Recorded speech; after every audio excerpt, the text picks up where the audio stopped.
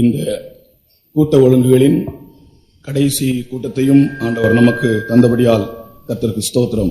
Because God has given us the last day of the series of the meetings, I praise God.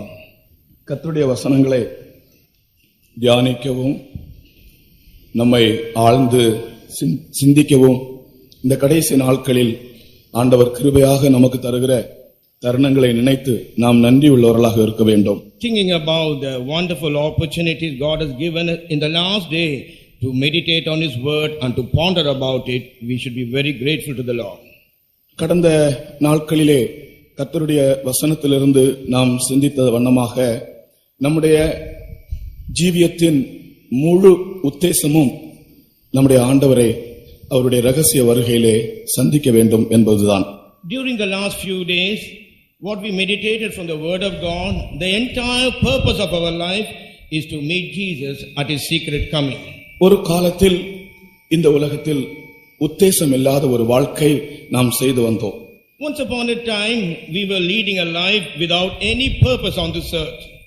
நீங்கள் எதற்காக ஜீவிக்கிறீர்கள் என்று யாராக நம்மை ரகசியமாக ஒரு கேள்வி கேட்டால் அதற்கு சரியான ஒரு பதில் சொல்ல தெரியாதவர்களாகத்தான் நாம் ஒரு காலத்தில் ஜீவித்தோம்.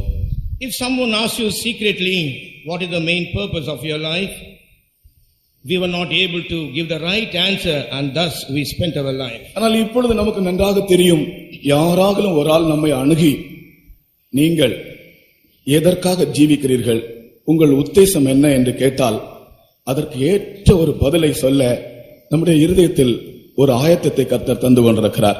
Now if someone comes and approaches us and asks us what is the purpose of your living, God has given us a very good answer in our heart to reply them the question.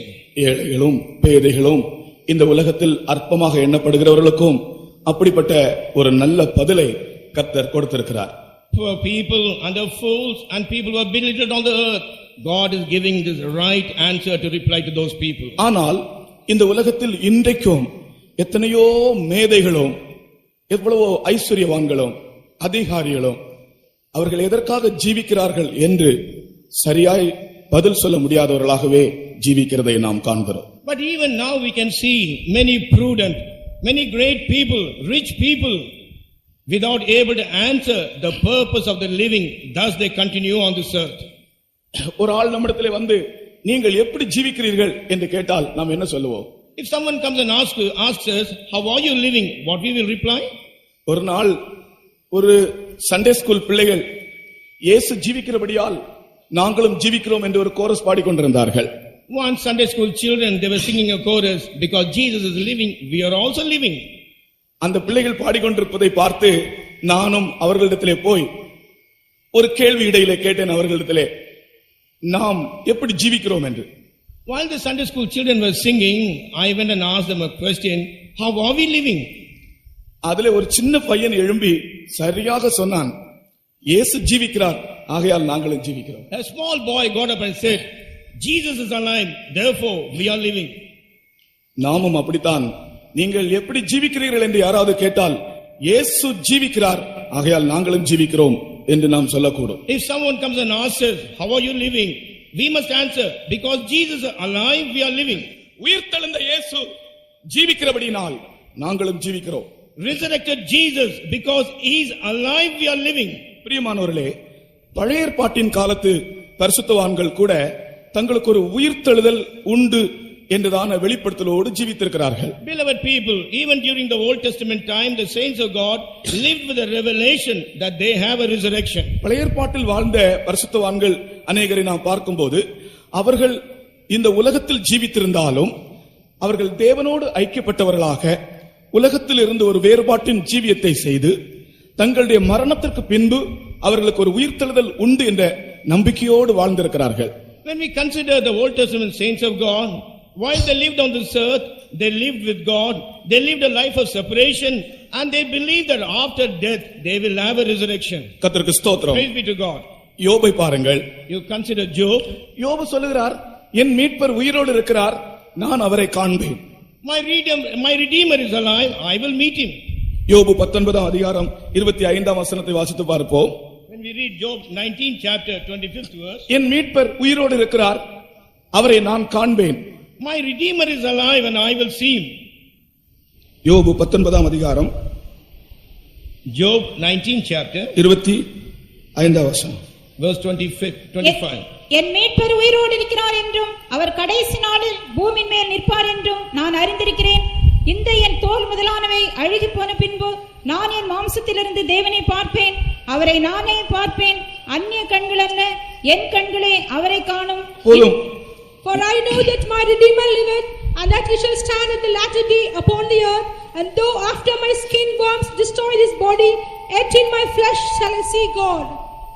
யோபு ஜீவிக்கும் போது யோபு சொல்லுகிறார், என் மீட்பர் உயிரோடு இருக்கிறார், அவரை நான் காண்பேன். While Job is alive, he says, my Redeemer liveth and I will see him. அந்த மீட்பர் என்கிற வார்த்தை கர்த்தராகிய இயேசு கிறிஸ்துவுக்கு தான் சொந்தம். அது இயேசு கிறிஸ்துவினுடைய உயிர்த்தெழுதலை பற்றிய ஒரு தீர்க்கதரிசன வார்த்தை என்றும் நாம் உறுதியாக விளங்கிக் கொள்ளலாம். The term Redeemer, it belongs to Jesus only, and we can consider as a prophecy of the resurrection. இயேசு கிறிஸ்துவினுடைய உயிர்த்தெழுதலை தீர்க்கதரிசனமாக உரைக்கிறார். என் மீட்பர் உயிரோடு இருக்கிறார். The resurrection of Jesus is told as a prophecy by telling, my Redeemer liveth. கர்த்தருக்கு ஸ்தோத்திரம். Praise be to God. அவரை நான் காண்பேன். I will see him. அவருடைய ஜீவியத்திலே அவனுடைய மரணத்துக்கு பிற்பாடு அவனுக்கு ஒரு உயிர்த்தெழுதல் உண்டு என்கிற ஒரு வெளிப்படுத்தலோடு அவன் ஜீவித்திருக்கிறான். In his lifetime, he lived with the hope that after his death that he will have a resurrection. யோபினுடைய ஜீவியத்திலே அவன் எப்படி ஜீவித்தான் என்று ஒரு சம்பவத்தை பற்றி மாத்திரம் சொல்லுகிறேன். In Job's life, I would like to tell you one instance as to how he lived. அவனுடைய ஜீவியத்தை குறித்து ஒரு சாட்சியாக அவன் சொல்லும்போது, while testifying about his life, he says, அந்நாளிலே அவருடைய தீபம் என் தலையில் இருந்தது, அவர் அருளின வெளிச்சத்தினால் நான் ஒரு இருளை கடந்து போனேன். On that day his light was on my head, and through that light I passed through the darkness, he says. மரணத்துக்கு பிற்பாடு ஒரு நம்பிக்கை உருவாக வேண்டும் என்றால் தேவன் அருளிய தீபம் தலையில் இருக்க வேண்டும். அந்த தீபத்தால் ஒரு இருளை கடந்து போக வேண்டும். After death, if you should have a hope of resurrection, light of God should be upon your head, and with that light you should pass through the darkness. யோபினுடைய ஜீவியத்திலே அவன் வியாதிப்படாமல் அவன் வாழ்ந்து சுகித்திருந்த நாட்களை பற்றி தான் அவன் சொல்லுகிறான். நான் அவர் அருளின தீபத்தினாலே வெளிச்சத்தினாலே ஒரு இருளை கடந்து போனேன். Before Job could fall sick, and before he could get into disease, as he says, light was on my head, and through that light I passed through the darkness. அந்த இருள் எதுவா இருக்கும்? What could be the darkness? அவனுடைய ரகசிய ஜீவியத்தில் அவன் பாவத்தை கடந்து போனான். In his secret life, he passed through the sin. அவன் தேவனுடைய வெளிச்சம் அவனுடைய தலையின் மேல் இருந்தது. Light of God was on his head. கர்த்தருக்கு ஸ்தோத்திரம். Praise be to God. அப்படியே பழைய ஏற்பாட்டின் காலத்திலும் கூட தேவன் அருளிய வெளிச்சத்தினாலே இந்த இருளை அவர்கள் கடந்து போனார்கள். During the Old Testament period also, because the light given by God, they passed through the darkness. கர்த்தருக்கு ஸ்தோத்திரம். Praise be to God. அடுத்தது நோவாவை பாருங்கள். Next to that, consider Noah. நோவாவிலும் ஒரு விசேஷம் காணப்பட்டது. A speciality was seen in Noah. நோவாவிலே நான் படித்தபோது நோவாவுக்குள்ள இருந்த ஒரு விசேஷம் என்னவென்றால், when I studied about Noah, the speciality what Noah had, தேவன் எச்சரிப்பை கொடுக்கும்போது, அவன் காணாத காரியத்தை பற்றி தேவன் எச்சரிப்பு கொடுக்கும்போது உடனே நோவாவுடைய இருதயத்தில் ஒரு பயபக்தி உண்டாகும். அது அவனுடைய ஜீவியத்தினுடைய ஒரு மேன்மையான அனுபவம்.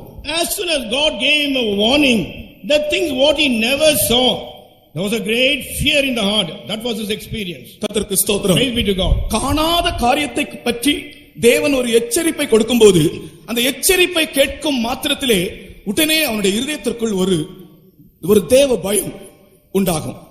When God gave Noah warning about the thing which he has not seen at all, immediately he had a fear in his heart because of the godliness what he had. எபிரேயர் 11 அதிகாரம் 7 வசனம் சொல்லுகிறது. Hebrews 11:7 speaks about it.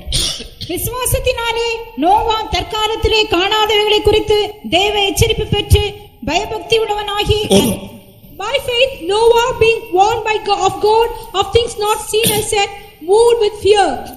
தேவன் எச்சரிக்கும் போது உன் இருதயத்திற்குள் ஒரு பயபக்தி உண்டாகுமானால் அப்பொழுது உன்னுடைய ஜீவியத்தை நீ காத்துக்கொள்ள முடியும். When God wants you, if there is a fear in your heart means you will be able to preserve your life. பழைய ஏற்பாட்டிலேயே அப்படி ஒரு பயபக்தி இருதயத்தில் காணப்பட்டு அவர்கள் ஜீவித்திருக்கிறார்கள். In the Old Testament time itself, they had the godly fear in the heart and thus they lived. தேவனுடைய பிள்ளைகளே, எச்சரிப்பை கேட்கும்போது பயபக்தி உள்ளவர்களாய் மாறினால் கண்டிப்பாக ஆபத்து வராது. Beloved people, when you are warned, if you have a godly fear, danger will not come on you. ஒரு ரயில்வே ஸ்டேஷன்ல ஒரு போஸ்டர் ஒட்டி இருந்ததை பார்த்தேன். I saw a poster pasted near the railway station. அது ரயில்வே டிபார்ட்மென்ட்காரர்களுடைய ஒரு wall poster. That was a wall poster belonging to the railway department. அதாவது அவர்களுடைய நோக்கம் என்னவென்றால், இந்த ரூஃப் டாப் டிராவல், ட்ரெயின்ல கூரைக்கு மேல இருந்து பிரயாணம் பண்ணுகிறார்களே, அது செய்யக்கூடாது, ஆபத்து, அதை வெளிப்படுத்தும்படிக்கு ஒரு படம் போட்டிருக்கிறார்கள். You know, they said a danger poster by telling, do not travel on roof of the train, it will be very bad. அதற்கு ஒரு படம் போட்டிருக்கிறார்கள். They have put a picture for to show that. ஒரு train போகிறது, one train is going, அந்த train முழுவதும் நெருங்கி ஆட்கள் இருக்கிறார்கள். people are crowded in the train.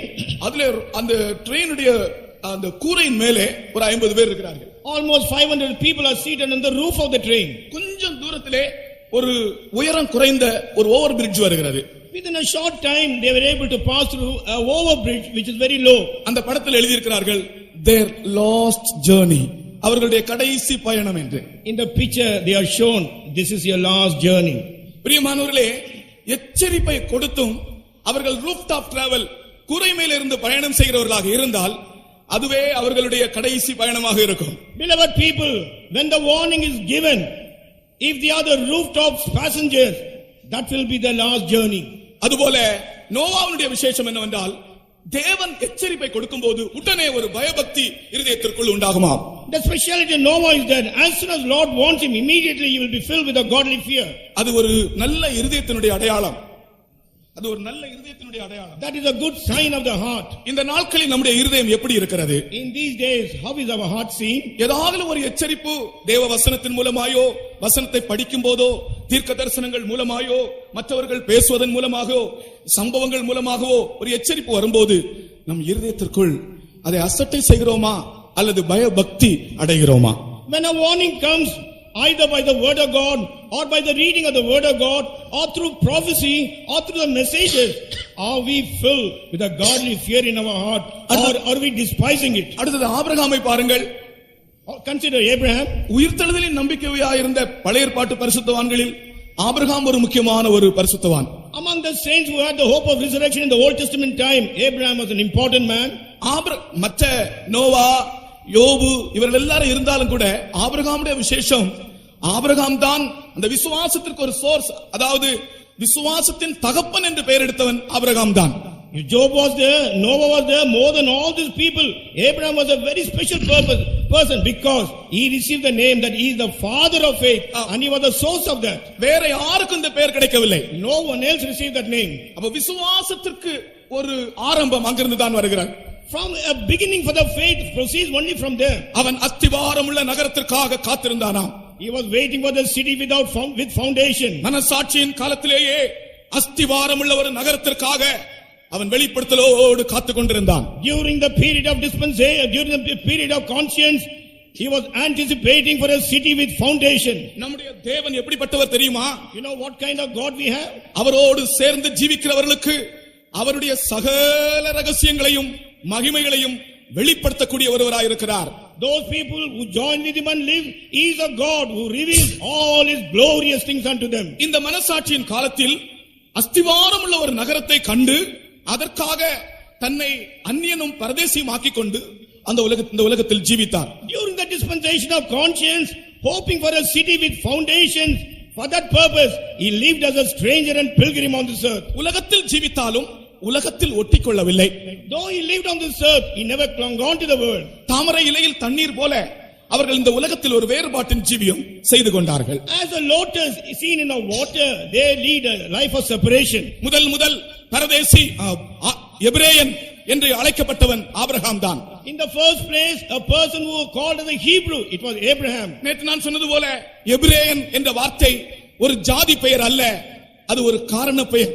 As I told you yesterday, the word Hebrew, it is not a national name, but it is a name came by reason. பிரியமானவர்களே, எபிரேயன் என்ற வார்த்தைக்கு பரதேசி என்ற அர்த்தம். பரதேசியாய் ஜீவித்த ஆபிரகாமை எபிரேயன் என்று அழைத்தார்கள். பிற்காலத்தில் அது ஒரு ஜாதி பெயராய் மாறியது. Beloved people, this name Hebrew came to a pilgrim or a sojourner.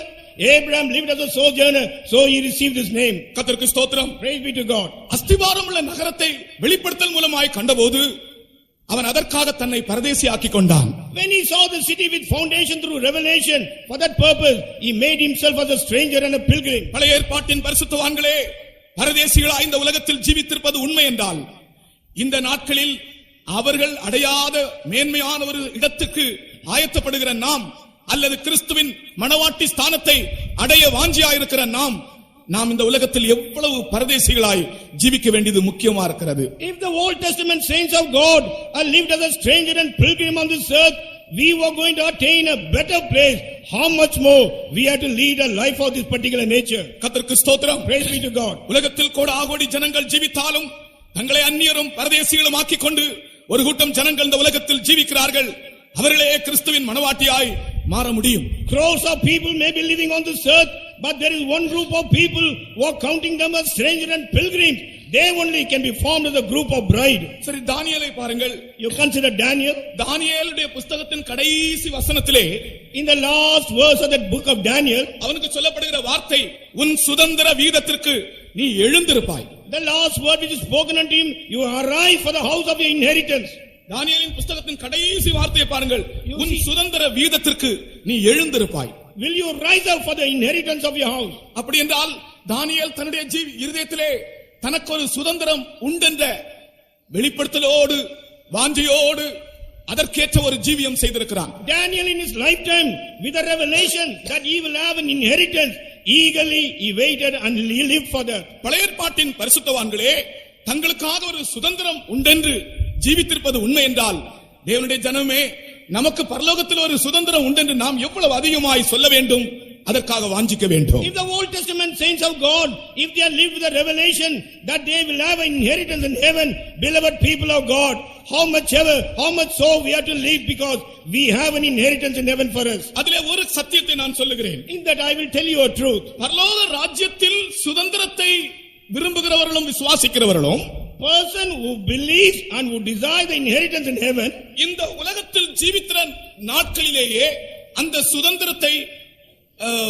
அந்த சுதந்திரத்தின் அனுபவத்தை அவர்கள் அனுபவிக்கத்தான் வேண்டும். while living on this earth itself, they must experience the purpose of the inheritance. நான் திரும்பவும் சொல்லுகிறேன். Again I'm telling you, பரலோக ராஜ்யத்தில் சுதந்திரம் உண்டென்று விசுவாசிக்கிறவர்கள் எத்தனை பேரோ, those people who believe that they have inheritance in the kingdom of heaven, இந்த உலகத்தில் அவர்கள் சரீரத்தில் ஜீவித்திருக்கிற கால அளவிலேயே அவர்களுடைய சுதந்திர வீதத்தை இந்த உலகத்தில் அவர்கள் ஆவிக்குரியபடி அனுபவிக்கத்தான் வேண்டும். while they are living in the physical body on this earth, they must experience spiritually this inheritance. நான் ஒரு வசனத்தை உங்களுக்கு முன்பாக வைக்கிறேன். I will present a verse before you. மீகாவின் புத்தகத்தில் ஜனங்கள் பாவம் செய்த போது கர்த்தர் என்ன சொல்கிறார் தெரியுமா? In the book of Micah, you know, when people committed sin, what did the Lord say? ஜனங்களுடைய பாவத்து நிமித்தம் கர்த்தர் சொல்கிறார், கர்த்தருடைய சபையிலே சுதந்திர வீதங்களை அளந்து பங்கிட்டு கொடுக்கிறவர்கள் உங்களுக்குள் இல்லாமல் போவார்கள். In the house of God, the people who portion the place of inheritance will be lost in you. நான் திரும்பவும் சொல்லுகிறேன். Again I'm telling you, மீகா 2 அதிகாரம் 5 வசனம் என்று நினைக்கிறேன். I think Micah 2:5. கர்த்தரின் சபையில் சுதந்திர வீதங்களை அளந்து கொடுக்கிறவர்கள் உனக்கு இல்லாதிருப்பார்கள். கர்த்தரின் சபையில் சுதந்திர வீதங்களை அளந்து கொடுக்கிறவர்கள் உனக்கு இல்லாமல் போவார்கள். Therefore thou shalt have none that shall cost a card by lot in the congregation of the Lord. அதனுடைய தாற்பயம் என்ன என்று சொல்லுகிறேன். I will tell you what is the meaning behind it. பரலோக ராஜ்யத்தில் எனக்கு சுதந்திரம் உண்டு என்று யாரெல்லாம் நினைக்கிறதோ, all those who think that I have an inheritance in kingdom of heaven, பழைய ஏற்பாட்டின் காலத்தில் ஆனாலும் சரி, புதிய ஏற்பாட்டின் சபை ஆனாலும் சரி, சபையில் ஜீவிக்கிற நாட்களிலேயே சபையிலேயே நீ உனக்குரிய சுதந்திர வீதத்தை அளந்து நீ அனுபவிக்கிறவனாய் காணப்பட வேண்டும். உனக்கு அளந்து கொடுக்கும்படியான ஆட்களை கர்த்தர் வைத்திருக்கிறார். Whether you are living in the church or not, while living in the church itself, your inheritance should be portion unto you, and there will be people who share that inheritance for you. ஆனால் நீ அதற்கு உண்மை இல்லாமல் போனால், But if you are not seen faithful for that, கர்த்தருடைய சபைக்கு நீ வந்தாலும் உனக்கு ஆசீர்வாதங்களை அளந்து பங்கிட்டு கொடுப்பதற்கு ஆட்கள் இல்லாமல் போகும். though you come to the church, there will not be any people to portion and share the blessing unto you. இன்றைக்கு தேவனுடைய ஆசீர்வாதங்களை பற்றி எவ்வளவோ ஒன்றும் அறிவில்லாமல் இருந்த நமக்கு பரிசுத்தவான்கள் என்னென்ன விதங்களிலே ஆசீர்வாதங்களை பற்றி சொல்லித் தந்து, அதை அனுபவிக்க வேண்டிய விதத்தையும் வழியையும் சொல்லித் தந்து, அதை அளந்து பங்கிட்டு கொடுத்ததுனால தானே இவ்வளவு நாம் ஆசீர்வதிக்கப்பட்டிருக்கிறோம். We were ignorant about the blessings of God, but in this church, because the saints of God have told us about all the blessings and they have helped us to receive all the blessings. Therefore, we are so joyful. இருதயத்தில் நீ உண்மையோடு இருந்தால், சபையின் இப்பொழுது நீ ஜீவிக்கிற கால அளவிலேயே உனக்கு சுதந்திர வீதம் உண்டு. நீ அனுபவிக்க வேண்டிய ஆசீர்வாதங்களை உனக்கு அளந்து தேவன் பங்கிட்டு கொடுப்பார். அதற்கேற்ற ஆட்களையும் தேவன் உனக்கு தருவார். If you are faithful in yourself, in the church there are people who can portion the blessing unto you, and God will permit them to portion and give it all the blessing to you. தானியேல் தனக்கு ஒரு சுதந்திரம் உண்டென்று, ஒரு சுதந்திர வீதம் உண்டென்று அந்த வெளிப்படுத்தலோடு ஜீவித்தான். தேவனோடு வாலிபத்திலேயே தேவனோடு சேர்ந்து ஜீவித்தான். Daniel had a revelation that he has inheritance right from his young age. He joined with the Lord and lived. சின்ன பிள்ளைகளா இருக்கும்போதே Daniel was a man of prayer. Daily he prayed 3 times, even when they had him cast in the den of lions. In the den fear could not allow. கர்த்தருக்கு ஸ்தோத்திரம். சின்ன பிள்ளைகளா இருக்கும்போது பாடின ஞாபகம் இருக்கிறது. Daniel was a man of prayer.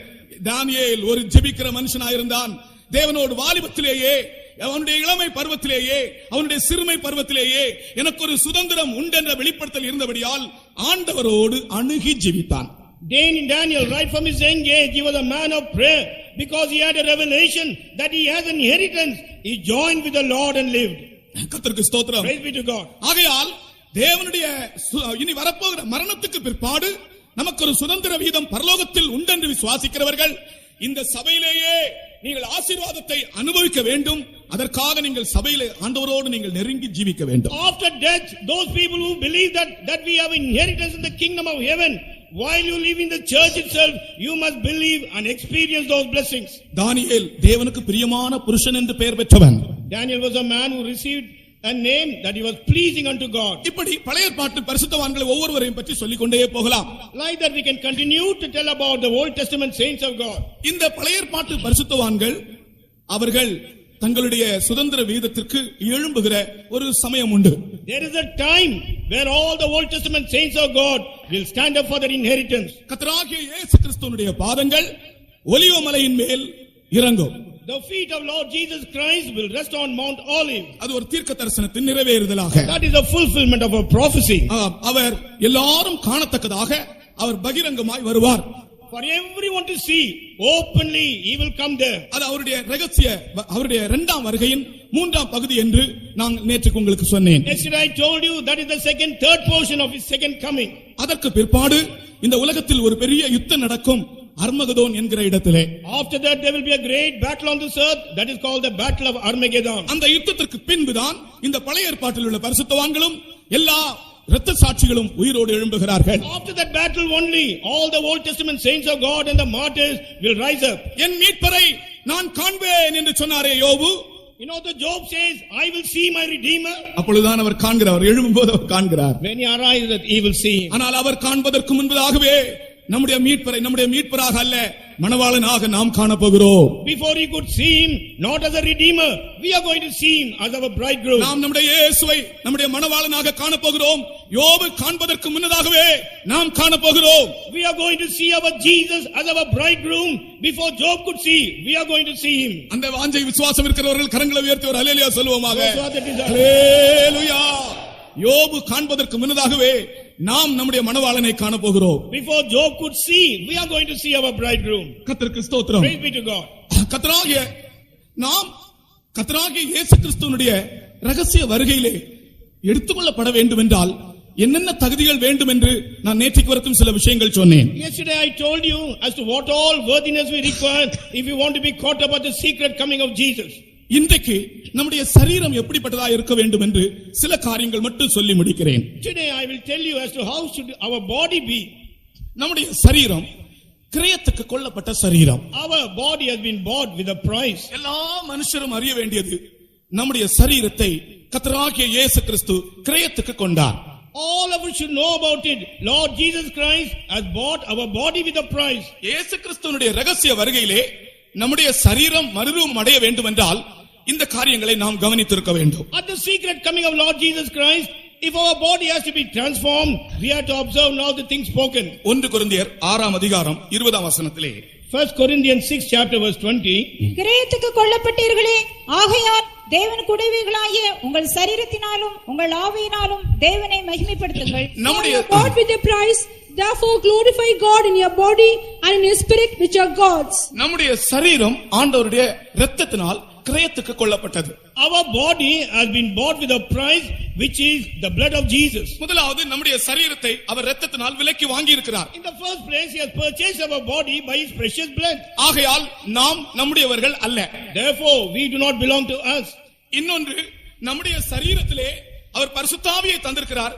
இந்த சரீரத்தை மீட்கும்படிக்கு earnest, நேற்றைக்கு சொன்னேனே, அச்சாரமாக தந்திருக்கிறார். God has given us the earnest Holy Spirit unto us so that this body may be redeemed. அந்த அச்சாரம் என்றால் ஒரு பொருளை வாங்குவதற்கு முன்பு முன் பணம் கொடுக்கிறது, அட்வான்ஸ் கொடுக்கப்பட்டிருக்கிறது. You know, the earnest means before you could buy a material, already advance is paid. நம்முடைய சரீரத்தை மீட்கும் முன்னதாக பரிசுத்த ஆவியை அச்சாரமாக தந்திருக்கிறார். ஆகையால் இந்த சரீரத்தை இனி வேற யாருக்கும் இனி கொடுக்க முடியாது, விற்க முடியாது. இது யாருக்கும் சொந்தமானதல்ல. Before redeeming this body, as an earnest, he has given us the Holy Spirit.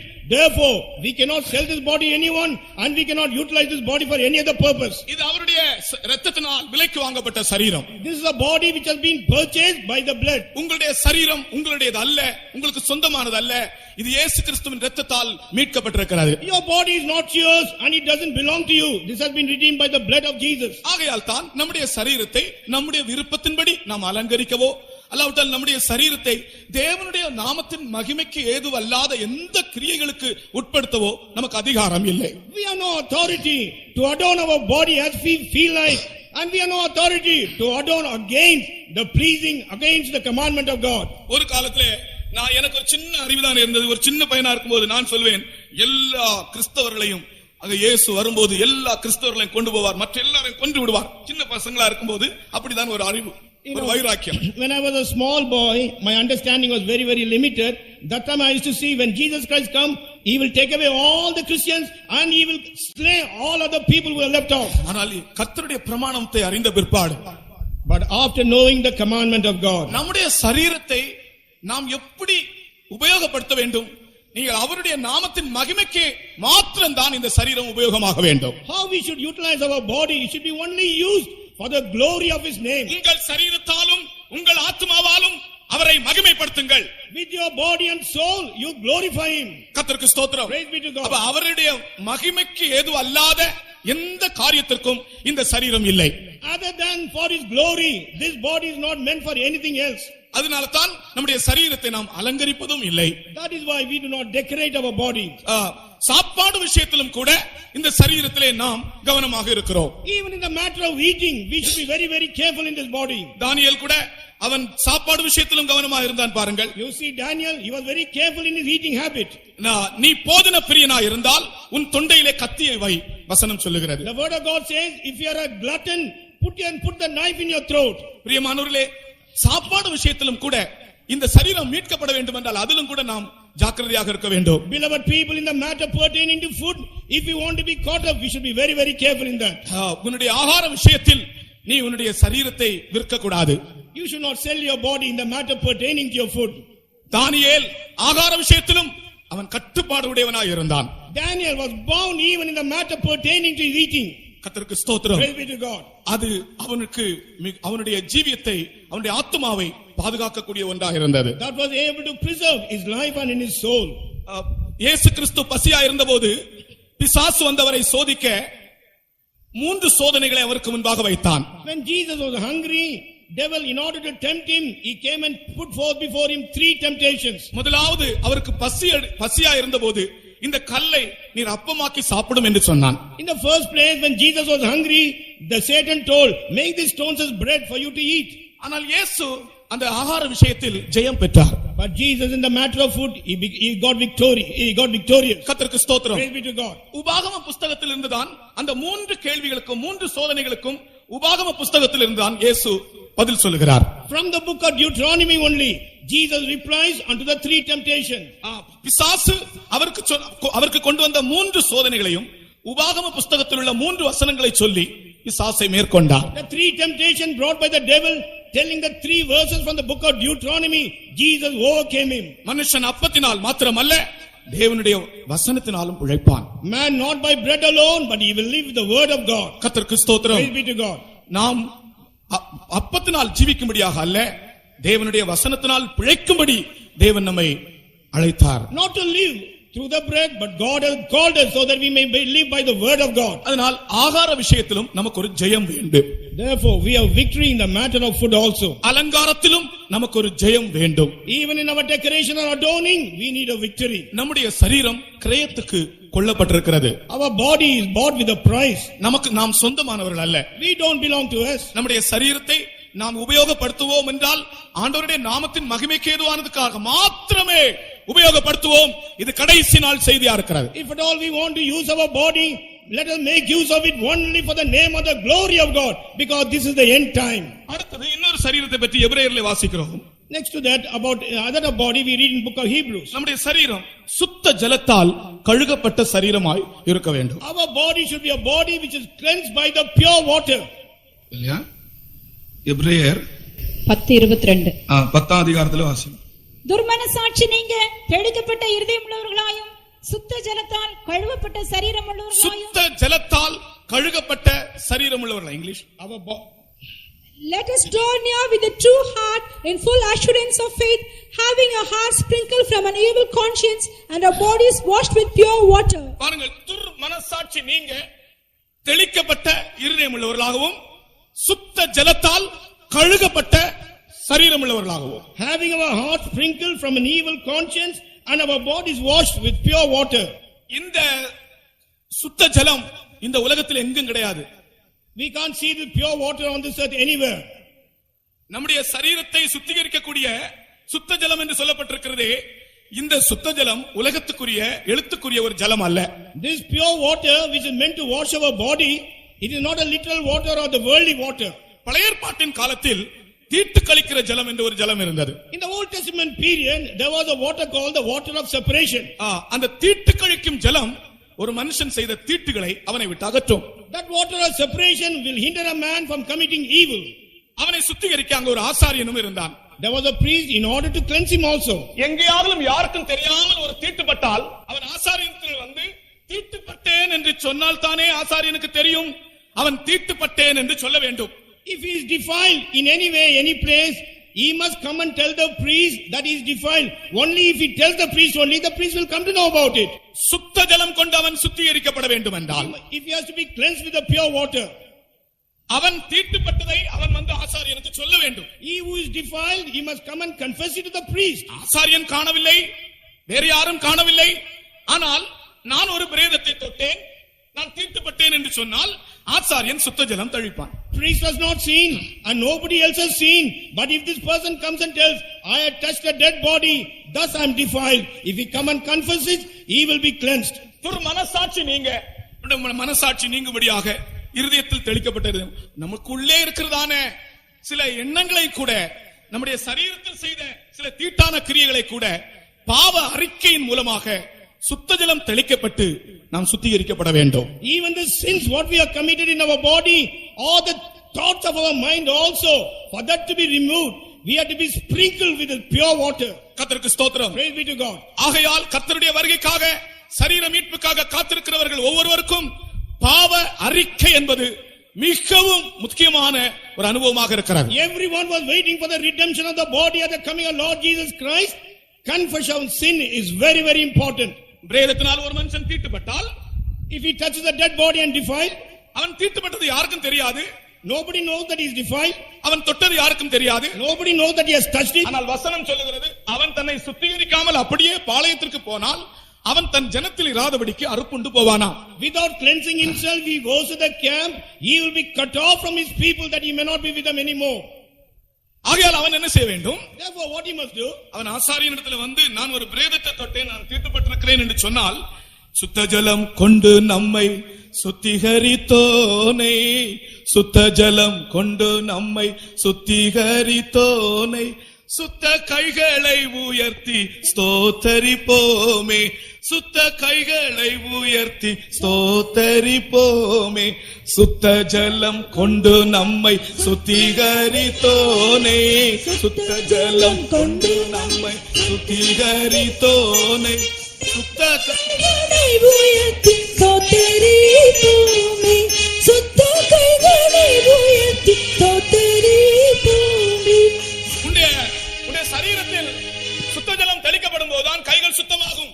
When the pure water is sprinkled in your body, then only your hands will be clean. ஆண்டவரே, உம்முடைய பரிசுத்த பர்வதத்தில் யார் வாசம் பண்ணுவான்? உம்முடைய பரிசுத்த பர்வதத்தில் யார் வாசம் பண்ணுவான்? Lord, who will dwell in your holy mountain?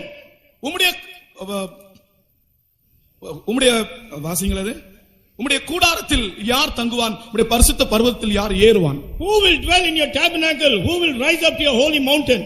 கைகளில் சுத்தமுள்ளவன், he who is clean in his hands. கர்த்தருக்கு ஸ்தோத்திரம். Praise be to God. இந்த கை எந்த சோப் போட்டு கழுவினாலும் சுத்தமாகாது. This hand, whatever soap you may use, it will not get cleansed. இந்த உலகத்தில் உள்ள எந்த சோப்போ கிளீனிங் பவுடரோ அல்லாவிட்டால கிளீனிங் ஆசிடோ போட்டாலும் கை சுத்தமாகாது. Whatever may be soap and the detergent on this earth, this hand will never get clean. கர்த்தருடைய சமூகத்தில் வந்து உன்னுடைய கைகளை உயர்த்தக்கூடிய அளவிற்கு உன்னுடைய கைகள் சுத்த கைகளாக வேண்டும் என்றால் சுத்த ஜலம் தெளிக்கப்பட வேண்டும். If your hand has to be stretched out in the presence of God, that it should be seen as a pure hand means it has to be sprinkled with the pure water. பாவங்களை அறிக்கையிடும்போது உங்களுக்கு சுத்த ஜலம் தெளிக்கப்படும். When you confess your sins, pure water is sprinkled upon you. கர்த்தராகிய இயேசு கிறிஸ்துவினுடைய வருகையிலே சரீர மீட்புக்காக காத்திருக்கிற ஒவ்வொருவரும் பாவ அறிக்கை செய்கிற ஒரு அனுபவம் இந்த கடைசி நாட்களிலே உண்டாகட்டும். அதை நீங்கள் விளங்கிக் கொள்ளுங்கள். Everyone who want your bodies to be redeemed at the secret coming of Lord Jesus Christ, you must have an experience of confessing your sins and you must understand this fact. கர்த்தருக்கு ஸ்தோத்திரம். Praise be to God. அடுத்ததாக நம்முடைய சரீரம் எப்படி இருக்க வேண்டும்? Next to that, how your body should be? 1 கொரிந்தியர் 9ஆம் அதிகாரத்தில் அப்போஸ்தலனாகிய பவுல் சொல்லுகிறார், In 1 Corinthians 9th chapter, Apostle Paul says, என்னுடைய சரீரத்தை நான் ஒடுக்கி கீழ்ப்படுத்துகிறேன். நம்முடைய சரீரம் ஒடுக்கி கீழ்ப்படுத்தப்பட்ட சரீரமா இருக்க வேண்டும். I bring my body under subjection, he says. Our body should be under our subjection. மற்றவர்களுக்கு பிரசங்கம் பண்ணுகிற நான் தானே ஆகாதவனாய் போகாதபடிக்கு என் சரீரத்தை ஒடுக்கி கீழ்ப்படுத்துகிறேன். But I keep under my body and bring it into subjection, lest that by any means, when I have preached to others, I myself should be a castaway. மற்றவர்களுக்கு நான் பிரசங்கிக்கலாம், I may preach to others, ஆனால் நான் ஆகாதவனாய் போகாதபடி. that I may not be a castaway. இந்த ஆகாதவன் என்ற வார்த்தை ஏசாவுக்கு தான் பிரயோஜனப்படுத்தப்பட்டிருக்கிறது. This term castaway was used only unto Esau. ஏசா ஆகாதவன் என்று தள்ளப்பட்டானாம். Esau was rejected as a castaway. அவன் ஆகாதவன் என்று தள்ளப்பட்டான். He was rejected as a castaway. அவன் மனங்கசந்து அழுதும் மனமாறுதலை காணவில்லை. Though he wept bitterly, but he never saw the change of mind. பாருங்கள், அவனுடைய தகப்பனிடத்தில் வந்து மனங்கசந்து அழுகிறான், ஆனால் தகப்பனுக்கு மனம் மாறவில்லை. He came to his father and he wept bitterly, but the mind of father never got changed. நான் ரொம்ப நாட்கள் நினைத்துக் கொண்டிருந்தேன், அவன் மனங்கசந்து அழுதான், அவனுக்கு மனசு மாறவில்லை என்று தான் நினைத்துக் கொண்டிருந்தேன். ஆனால் அது அப்படி அல்ல. அவன் தன்னுடைய தகப்பனிடத்தில் வந்து அழுகிறான், அழுகிறான். எவ்வளவு அழுதாலும் அந்த தகப்பனுடைய மனசு மாறவில்லை. ஆசீர்வதித்தேனப்பா, நான் ஆசீர்வதித்து விட்டேன், அவ்வளவுதான். You know, I used to think that this Esau used to weep bitterly and his mind got changed. It is not like that. He came to the father and he wept bitterly, but the mind of the father never changed. He said, I have already blessed him. காரணம் என்ன? What is the reason? அவனுடைய சேஷ்ட புத்திர பாகத்தை அவனே விற்று போட்டான். He sold off his birthright. அவனுடைய சேஷ்ட புத்திர பாகத்தை விற்ற பிற்பாடு என்ன இருக்கிறது? After selling his birthright, what is there? நம்முடைய உயிர்த்தெழுதல் தான் நம்முடைய சேஷ்ட புத்திர பாகம். Our resurrection is our birthright. Hallelujah, Hallelujah. நம்முடைய மறுரூபம் தான் நமக்கு நம்முடைய சேஷ்ட புத்திர பாகம். Our transformation is our birthright. நாம் இனி சுதந்தரிக்க போகிறோமே ஆசீர்வாதங்கள், அவைகள் தான் நம்முடைய சேஷ்ட புத்திர பாகம். We are going to inherit the blessings. They are our birthright. கர்த்தருக்கு ஸ்தோத்திரம். Praise be to God. அதை விற்று போட்டு இந்த உலகத்தில் வேற என்ன நமக்கு வேண்டும்? Selling those things, what else we need on this earth? இன்றைக்கு கர்த்தர் நமக்கு சொல்லுகிறார், பிரியமானவர்களே, நம்முடைய சேஷ்ட புத்திர பாகம் நம்முடைய உயிர்த்தெழுதல் தான். Beloved, today Lord is telling our birthright is our resurrection. எப்படியாகலும் கிறிஸ்து வரும்போது ரகசிய வருகையிலே நாம் உயிரோடு எழும்ப வேண்டும், மறுரூபமாக வேண்டும். இதுதான் நம்முடைய சேஷ்டபுத்திர பாகம். Some or the other secret coming of Lord Jesus Christ, we should be resurrected, we should be transformed. That is our birthright. அவன் நான் ஆகாதவன் என்று தள்ளப்படாதபடிக்கு, That we should not be rejected as a castaway. என் சரீரத்தை நான் ஒடுக்குகிறேன். I bring my body under subjection. என் சரீரத்தை ஒடுக்குகிறேன் என்று சொன்னால் ஒரு கம்பி வைத்து வாயை எப்படி குத்துகிறதோ, அல்லாவிட்டால் சரீரத்தை வருத்துகிறதோ, சரீர ஒடுக்கம் என்று வசனத்திலே ஒரு வசனம் சொல்லுகிறது. சரீர ஒடுக்கம், அது சரீர ஒடுக்கம் அல்ல, ஒரு கம்பி வைத்து குத்துகிறது அல்ல, அல்லாவிட்டால் 2 கயிறுனால கட்டி போடுகிற ஒடுக்கம் அல்ல. அவன் தன்னுடைய சரீரத்தை ஆவியின் வல்லமையினாலே கீழ்ப்படுத்தினான். You know, when it is told, I bring my body in subjection or I control my body, it is not that you take a string and poke your face or you not take a rope and bind your body, but in the spirit, he controls his body. ஒரு ஆள் என்ன செய்தது, இனி நான் சண்டை போட மாட்டேன் என்று சொல்லி ஒரு இன்சுலேஷன் டேப் எடுத்து வாயில் அப்படி ஒட்டி வைத்தது. You know what one man did? Henceforth, I am not going to fight. So he took an insulation tape and pasted on his mouth. நான் இனி சண்டை போட மாட்டேன், நான் இனி பேச மாட்டேன். Henceforth, I will not talk and I will not quarrel. அதாவது 2 பேருக்குள்ள சண்டை, Fight between two. 2 பேருக்குள்ள சண்டை, Fight between two people. ஒரு ஆள் தீர்மானம், நான் இனி சண்டை போட மாட்டேன். One man made a decision. Henceforth, I will not fight. ஒரு இன்சுலேஷன் டேப் எடுத்து அப்படி ஒட்டி, He took an insulation tape and pasted his mouth. கொஞ்ச நேரம் இன்சுலேஷன் டேப் நல்ல பவராக இருந்தது. For some time, the insulation tape had its effect. ஆனால் மௌனமாக இருந்து பார்த்தார்கள், பார்க்கும்போது இன்சுலேஷன் டேப் டப்னு வெடித்தது. They continued to remain silent for some time. They could not control. Immediately, the tape broke. இந்த சரீரத்தை இன்சுலேஷன் டேப்னால் அடக்க முடியுமா? Can you control this body with insulation tape? ஒரு யானையை அடக்கலாம் பிரியமானவர்களே, ஒரு மனிதன் ஒரு யானையை அடக்கலாம். Beloved people, a man may be able to control an elephant. யானை எவ்வளவு உருவத்தில் பெரியதா இருக்கிறது பாருங்கள். ஒரு சிறிய மனிதன் அதை நடத்தி கொண்டு போகிறான். You see an elephant so huge in size, a small tiny man controls that elephant. ஒரு சிங்கத்தை அடக்கலாம். You can control a lion. மிருக காட்சி சாலைகளிலே போய் பாருங்கள், மிருகங்கள் அவர்களுக்கு பக்கத்தில் நிற்கிறது, ஒன்று செய்கிறதில்லை. You go and see in this circus of the exhibition of animals, the animal do not do anything wrong to the people. ஒரு மனிதனுடைய சரீரத்தை அடக்குவது ஆவியின் வல்லமையினால் தான். But to control a man's body, it is through the power of the Spirit. அது பரிசுத்த ஆவியினுடைய control. That is the control of the Holy Spirit. அது ஒரு மனுஷனுடைய முயற்சி அல்ல. That is not an effort of man. மனுஷனுடைய முயற்சி ஆனால் 5 நாள் இருக்கும், 6வது நாள் திரும்பியும் பழைய காரியம் வந்துவிடும். If it is through the efforts of man, it will be for 5 days. On the 6th day, it will come back to original shape. சகோதரனே, சகோதரியே, உன்னுடைய சரீரத்தை பரிசுத்த ஆவியினுடைய வல்லமைக்கு நீ ஒப்புக்கொடு. ஆவியானவர் உன்னை நடத்தட்டும். Beloved brother and sister, surrender your body unto the Holy Spirit. Let the Holy Spirit control you and lead you. ஆவியானவர் உன்னை கீழ்ப்படுத்தும் போது, when Holy Spirit subjects you, அவர் சகலத்தையும் கீழ்ப்படுத்துகிற அவருடைய வல்லமை என்று தான் வாசிக்கிறோம். we find that his power is able to subdue everything. இந்த வல்லமையும் கீழ்ப்படுத்தக்கூடிய வல்லமை பரிசுத்த ஆவியின் வல்லமை.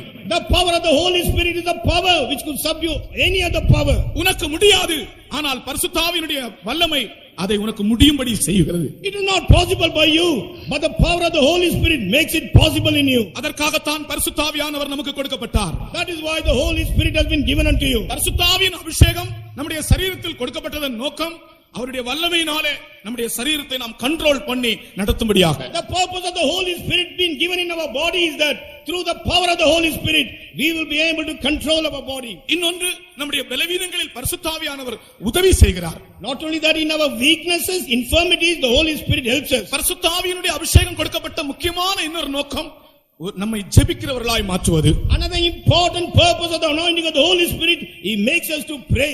கர்த்தருக்கு ஸ்தோத்திரம். Praise the Lord. தேவ சமூகத்தில் ஒரு மனிதன் ஜெபிக்கிறவனாய் மாற வேண்டும் என்றால் அவனுடைய அவயவங்களை கட்டுப்படுத்துகிறவனாய் இருந்தால்தான் அவன் ஒரு ஜெபிக்கிறவனாய் இருக்க முடியும். If a person has to pray in the presence of God, except he controls the members of the body, then only he will be able to pray. பாவம் செய்கிறவன் ஜெபிக்கிறதை நிறுத்துகிறான், ஜெபிக்கிறவன் பாவம் செய்கிறதை நிறுத்துகிறான். ஒரு பக்தன் சொல்லுகிறார், A godly man says, a man who commits sin, he ceases to pray, and a man who continues to pray, he ceases to sin. ஜெபம் செய்கிறவன் பாவம் செய்கிறதை நிறுத்துவான், பாவம் செய்கிறவன் ஜெபிக்கிறதை நிறுத்துவான். Man who ceases to pray, he commits sin. A man who continues to pray, he will not commit sin. கர்த்தருக்கு ஸ்தோத்திரம். Praise be to God. ஆகையால் அபிஷேகத்தின் வல்லமை ஒரு மனிதனை ஜெபிக்கிறவனாய் மாற்றி விடுகிறது. Therefore, power of anointing transforms a man to pray. ஒரு சமயம் 5 நிமிஷம் கூட 10 நிமிஷம் கூட கர்த்தருடைய சமூகத்தில் காத்திருக்க முடியாத, கட்டுப்படுத்த முடியாத ஒரு மனிதன் மணி கணக்காக ஜெபிக்கிறவனாக பரிசுத்த ஆவியானவர் அவனை மாற்றுகிறார். A man was not able to pray even for 5 or 10 minutes being bound, but the Holy Spirit makes him to pray for hours together. கர்த்தருக்கு ஸ்தோத்திரம். Praise be to God. பரிசுத்த ஆவியினுடைய வல்லமை ஒரு மனுஷன் அனுபவிக்கும் போது அவன் ஜெபவீரனாய் மாறுகிறான். When a man experiences the power of the Holy Spirit, he becomes a prayer warrior. இயேசு கிறிஸ்துவினுடைய ரகசிய வருகையை காத்துக் கொண்டிருக்கிற ஒவ்வொரு மனுஷனும் ஜெபிக்கிறவனாய் இருப்பான் என்பதிலே சந்தேகமே இல்லை. No doubt everyone who's waiting to be caught up with the secret coming of Jesus Christ, he will be a man of prayer. அவன் தேவ சமூகத்தில் கட்டுப்படுத்தப்பட்டவனாக, அவன் தேவனோடு சம்பாஷிக்கிறவனாய் காணப்படுவான். He will be bound in the presence of God. He will be able to communicate with God. அடுத்ததாக 4வது நம்முடைய சரீரம் எப்படி இருக்க வேண்டும் என்று இன்னொரு காரியம் கூட சொல்லப்பட்டிருக்கிறது. Fourthly, I will tell you one more thing as to how our body should be.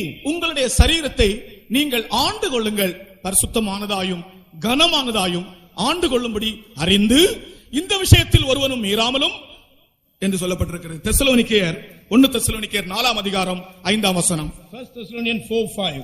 உங்களில் அவனவன் தன் தன் சரீர பாண்டத்தை பரிசுத்தமாயும் கனமாயும் ஆண்டு கொள்ளும்படி அறிந்து இந்த விஷயத்தில் ஒருவனும் மீறாமலும் தன் சகோதரனை வஞ்சியாமலும் இருக்க வேண்டும். That every one of you should know how to possess his vessel in sanctification and honor. நம்முடைய சரீரத்தை பரிசுத்தமானதாயும் கனமானதாயும் நாம் ஆண்டு கொள்ள வேண்டுமா? We should know how to possess our vessel in sanctification and in honor. ஒரு மனிதன் ஒரு தேசத்தை ஆளுகை செய்ய முடியும். A man can rule a land. ஆனால் ஒரு மனிதன் தன்னுடைய சரீரத்தை ஆளுகை செய்வது கடினமான But காரியம். it is a very tough thing for a man to rule his body. எப்படி ஆளுகை செய்ய வேண்டுமாம்? How he should rule? பரிசுத்தமானதாயும் கனமானதாயும் ஆளுகை செய்ய வேண்டுமா? He must rule in sanctification and honor. இந்த ஆளுகை கூட பரிசுத்த ஆவியினுடைய பலத்தினாலும் போதனையினாலும் தான் அவன் செய்ய முடிகிறது. Through the power and the teaching of the Holy Spirit, he will be able to rule like this. பரிசுத்த ஆவியானவர் அவனுடைய சரீரத்தை ஆளுகை செய்யும்படிக்கு ஏற்ற சமயத்தில் பலனையும் ஏற்ற சமயத்தில் போதனையையும் கொடுத்து கொண்டே இருக்கிறார். The Holy Spirit, in the appointed time, he gives him power and strength and teaching in order to rule that body. கர்த்தருக்கு ஸ்தோத்திரம். Praise be to God. அவன் வழி தவறாதபடிக்கு, That he may not err in the way. பழைய ஏற்பாட்டிலே ஏசாயா தீர்க்கதரிசன புத்தகத்தில் சொல்லப்பட்டிருக்கிறது, அதில் நடக்கிறவர்கள் பேதைகளா இருந்தாலும் திசை கெட்டு போக மாட்டார்கள். In the Old Testament, in the book of Isaiah, it is written, though they may be fools, but they will not err in the way. கர்த்தருக்கு ஸ்தோத்திரம். Praise be to God. அதில் நடக்கிறவர்கள் பேதைகளா இருந்தாலும் திசை கெட்டு போக மாட்டார்கள். Those people who walk therein, they may be fools or poor people, but they will not miss the direction. ஒரு மனுஷனுடைய சரீரம் அவனை திசை கெட்டு போக பண்ணுகிறது. A body of man makes him to lose the direction. எந்த திசை? Which is the direction? நாம் போக வேண்டிய திசை அது. What is the direction where we have to go? நாம் தேவனுடைய அந்த பரிசுத்த நகரத்துக்கு அதே திசையிலே போக வேண்டியவர்கள். Unto the holy city, in that direction we must go. Abraham திசை தவறாமல் போய் அந்த இடத்தை இலக்கை அடைந்தான். Abraham, without missing his direction, he went and reached the goal. வாக்குத்தத்தம் பண்ணப்பட்ட தேசத்தை போய் அடைந்தான். He went and attained the land which has been promised unto him. கர்த்தருடைய வருகைதான் நம்முடைய லக்கு. எங்கும் திசை தவறாமல் ஆவியானவர் நம்முடைய சரீரத்தை பரிசுத்தமாயும் கனமானதாயும் ஆண்டு கொண்டு போக வேண்டும். Coming of Lord Jesus Christ is our goal. Without missing the direction, ruling our body in sanctification and honor, we must go in the same direction. கனவீனமான ஒரு காரியத்திற்கு சரீரம் போகாதபடி ஆளுகை செய்ய பரிசுத்த ஆவியானவர் உதவி செய்கிறார். Holy Spirit helps the body that the body may not go for dishonorable things. Tamil இந்த புஸ்தகங்களிலே அகத்தியர் ஞானம் என்கிற ஒரு புஸ்தகம் உண்டு. Among the Tamil books, there's a book called Agathya Jnanam. அந்த அகத்தியர் ஞானத்திலே ஒரு மனிதன் எப்படி கடவுளை தரிசிக்க முடியும் என்று அவர் எழுதுகிறார். In that book, that Agathya is writing as to how a man can see God. அறிவாதம் அரிச்சை செய்யும் சித்தர் எல்லாம் ஆசைமுறை தானடக்கி அன்பதாகும் பொரியகந்தை தானடக்கி பொசி பொடுக்கி பூரணத்து ஞானமதை பிரசங்கித்து சரியாக ஆத்துமத்தின் கசட்டை தீர்க்கும் சத்குருவை தேடி போய் சடங்கு செய்து அறிவாதம் காண்பிப்பார் சித்தர் உண்டு, அம்புவியில் அவர்களை நீ தேடுவாயே. அறிவாதம் அரிச்சை செய்யும் சித்தர் எல்லாம், அறிவாதம் அரிச்சை செய்யும் சித்தர் சொன்னால், அதாவது பக்தன் என்றால் தேவனை தேடுகிறவன். Godly man means a man who seeks God. தேவனை தேடுகிறவன். A man who seeks God.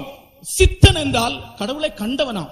Siddha means a man who has seen God. அப்ப இந்த உலகத்திலே நமக்கு போதிக்கும்படியாக கர்த்தருடைய அனுபவங்களை கண்டவர்களும் அனுபவித்தவர்களுமாகிய அனுபவம் உள்ள பரிசுத்தவான்களை கர்த்தர் வைத்திருக்கிறார். On this earth to teach us, the saints of God who have got the experience of God, God has placed them. அவர்கள் எப்படிப்பட்டவர்களாம்? What kind of people are they?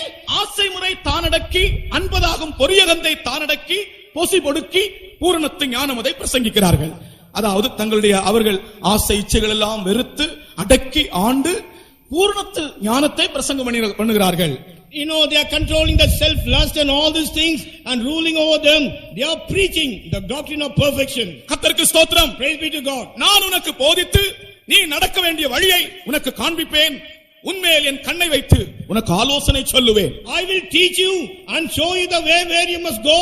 I will keep my eyes upon you and give you the counsel. கடைசி நாட்களிலே வழி தவறாமல் நீ செல்லும்படியாக, பாதை தவறாமல் நீ செல்லும்படியாக, உன்னை நடத்தும்படியாக, உன்னுடைய சரீரத்தை நீ ஆளுகை செய்யும்படியாக தேவனுடைய பரிசுத்த ஆவியின் வல்லமையும் பரிசுத்தவான்களின் போதனையும் உனக்கு அவசியமா இருக்கிறது. In the last days, the power of the Holy Spirit, teaching of the saints of God is very important unto you, that you may not miss in your direction, that you may go properly towards the goal. ஆகையால் தான் அபிஷேகம் பெற்ற பிற்பாடு உன்னுடைய சரீரத்தை நீ ஆளுகை செய்யும்படி, பரிசுத்தமானதாயும் கனமானதாயும் ஆண்டுகொள்ள நீ அறியும்படி உனக்கு அதற்கேற்ற ஒரு போதனை அவசியமாக இருக்கிறது. After receiving the anointing of the Holy Spirit, preserving your body in sanctification and honor, you are in need of a teaching pertaining to it. நம்முடைய சரீரம் எப்படிப்பட்ட கனத்துக்குரியதா இருக்க வேண்டும் என்பது போதனைகள் மூலமாகத்தான் வெளிப்படும். Only through the teaching it will be able to be manifested how our body should be of honor.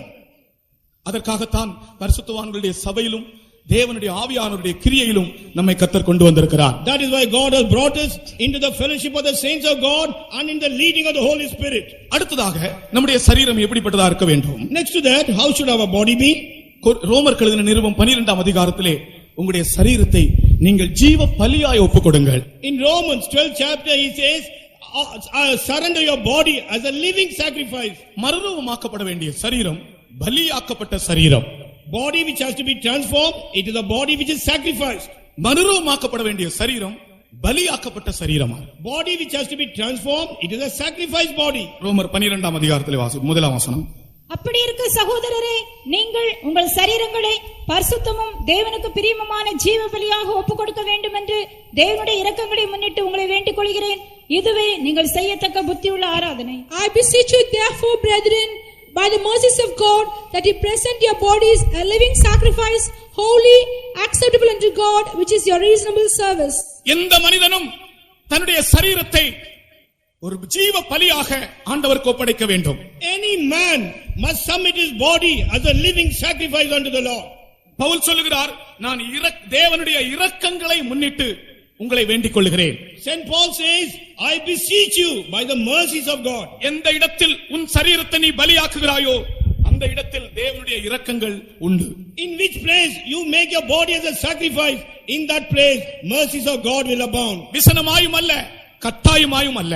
Not by compulsion, not by force. கிறிஸ்தவ ஜீவியம் என்பது பாடுகளின் ஜீவியம், பலியாகிற ஜீவியம். Christian life is a life of suffering and a sacrificial life. சரீரத்தை ஜீவ பலியாய் ஒப்புக் கொடுக்காதவன் கிறிஸ்துவனுடைய பரிபூரணத்தை அடையவே இயலாது. Man who does not surrender his body as a living sacrifice cannot attain the perfection of Christ. ஏனென்றால் நம்முடைய கர்த்தராகிய இயேசு கிறிஸ்து தாம் பட்ட பாடுகளினாலே கீழ்ப்படிதலை கற்றுக்கொண்டு தாம் பூரணரான பின்பு.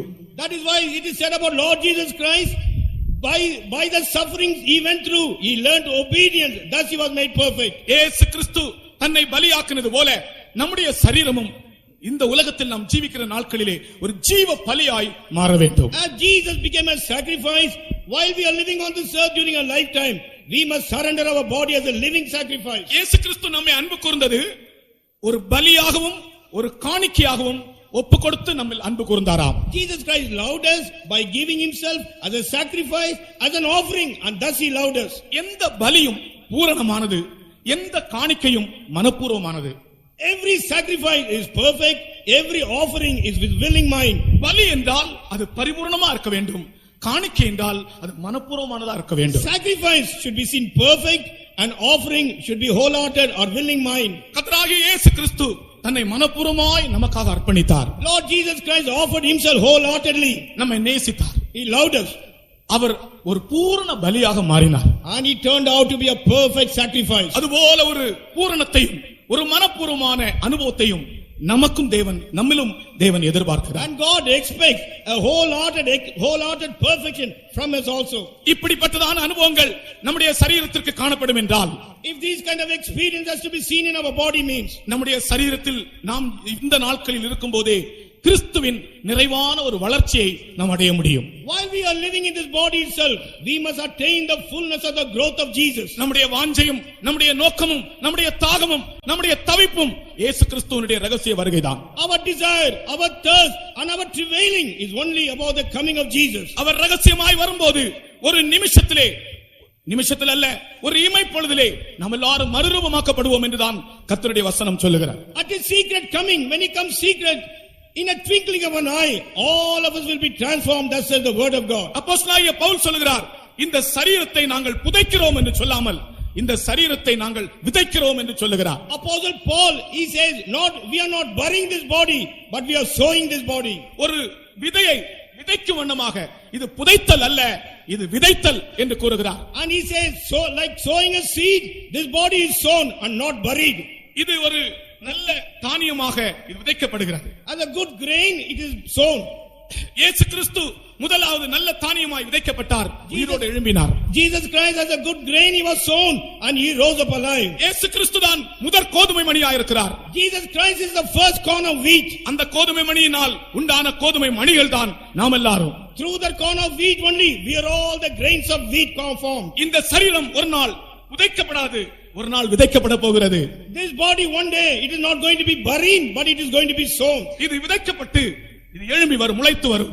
This will be sown and it will rise up. வேத புத்தகத்தில் अनेक புத்தியினர்களை பற்றி வாசிக்கிறோம். In the word of God we read about many fools. அதிலே ஒரு புத்தியினன் யார் தெரியுமா? You know one fool, who is he?